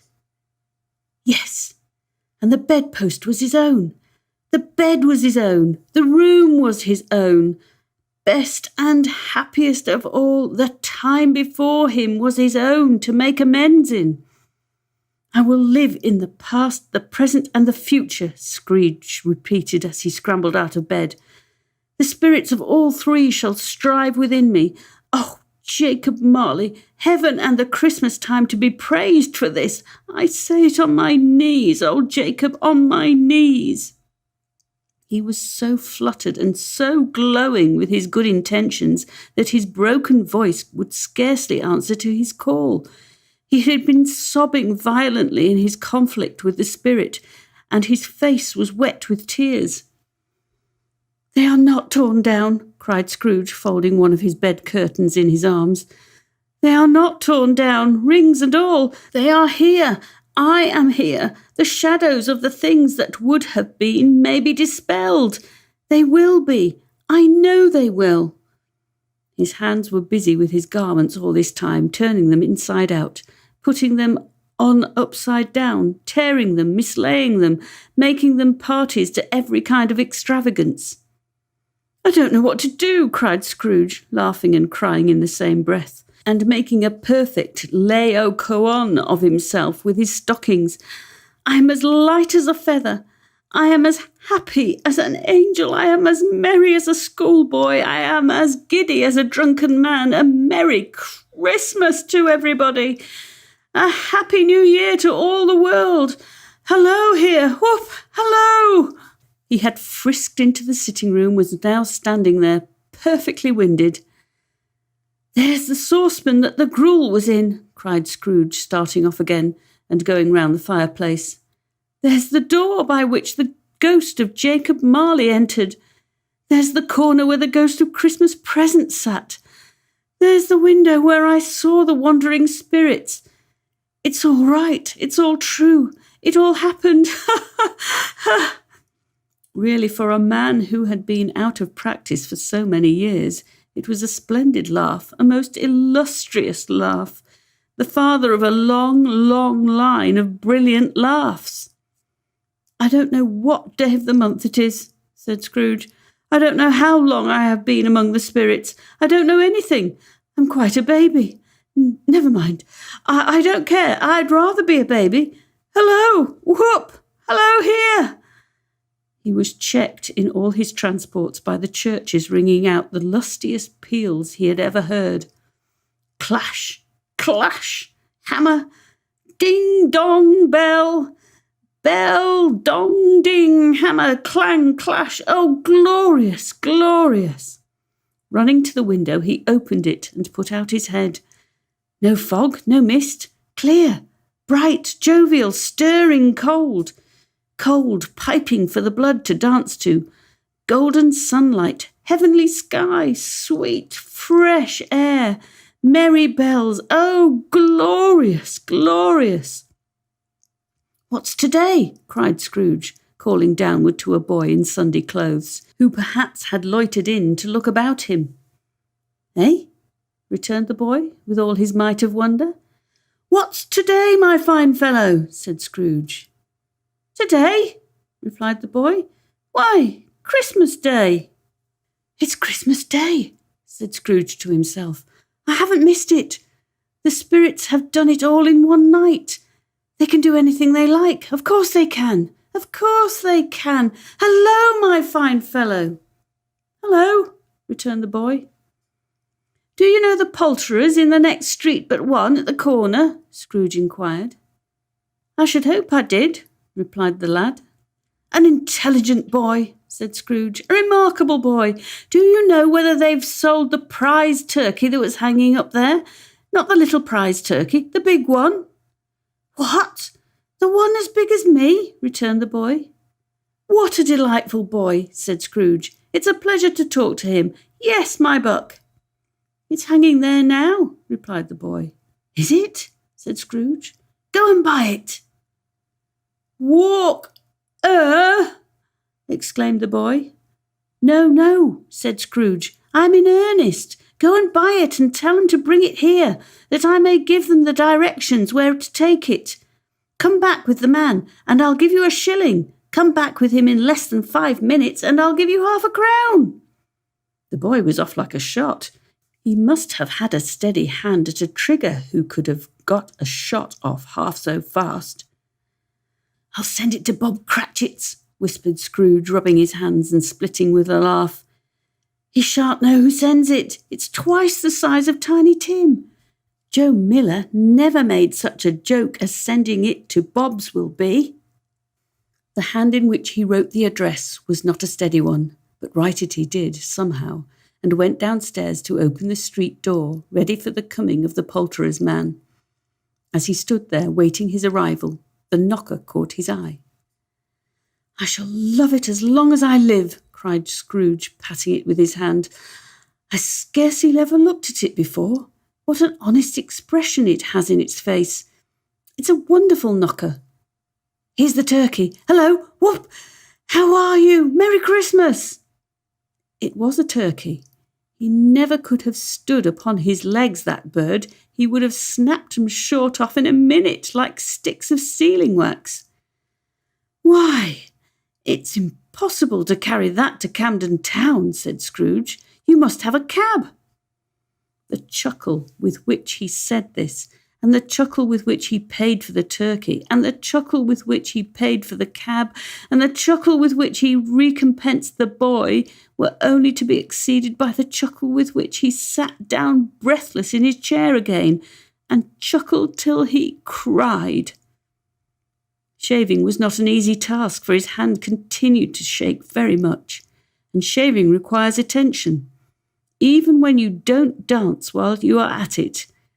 But if he had cut the end off his nose, he would have put a piece of sticking plaster over it and been quite satisfied. He dressed himself all in his best, and at last got out into the streets. The people were by this time pouring forth, as he had seen them with the ghost of Christmas present, and walking with his hands behind him. Scrooge regarded every one with a delighted smile. He looked so irresistibly pleasant, in a word, that 3 or 4 good-humoured fellows said, "Good morning, sir. A Merry Christmas to you." And Scrooge said often afterwards that of all the blithe sounds he had ever heard, those were the blithest in his ears. He had not gone far when, coming on towards him, he beheld the portly gentleman who had walked into his counting-house the day before, and said, "Scrooge and Marley's, I believe." It sent a pang across his heart to think how this old gentleman would look upon him when they met. But he knew what path lay straight before him, and he took it. "My dear sir," said Scrooge, quickening his pace and taking the old gentleman by both hands, "how do you do? I hope you succeeded yesterday. It was very kind of you. A Merry Christmas to you, sir." "Mr. Scrooge?" "Yes," said Scrooge, "that is my name, and I fear it may not be pleasant to you. Allow me to ask your pardon, and will you have the goodness—" Here Scrooge whispered in his ear. "Lord bless me!" cried the gentleman, as if his breath were taken away. "My dear Mr. Scrooge, are you serious? "If you please," said Scrooge. "Not a farthing less. A great many back payments are included in it, I assure you. Will you do me that favour?" "My dear sir," said the other, shaking hands with him, "I don't know what to say to such munific—" "Don't say anything, please," retorted Scrooge. "Come and see me. Will you come and see me?" "I will," cried the old gentleman, and it was clear he meant to do it. "Thank ye," said Scrooge. "I am much obliged to you. I thank you 50 times. Bless you." He went to church and walked about the streets and watched the people hurrying to and fro, and patted the children on the head and questioned beggars and looked down into the kitchens of houses and up to the windows, and found that everything could yield him pleasure. He had never dreamed that any walk, that anything could give him so much happiness. In the afternoon he turned his steps towards his nephew's house. He passed the door a dozen times before he had the courage to go up and knock, but he made a dash and did it.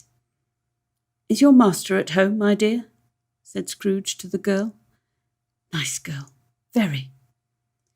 "Yes, sir." "Where is he, my love?" "He's in the dining room, sir, along with mistress. I'll show you upstairs, if you please."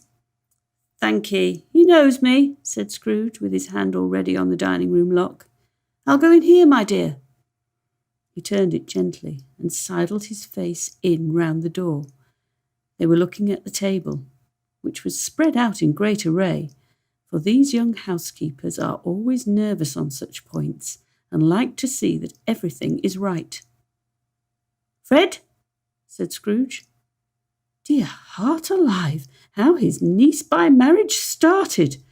Scrooge had forgotten for the moment about her sitting in the corner with the footstool, or he wouldn't have done it on any account.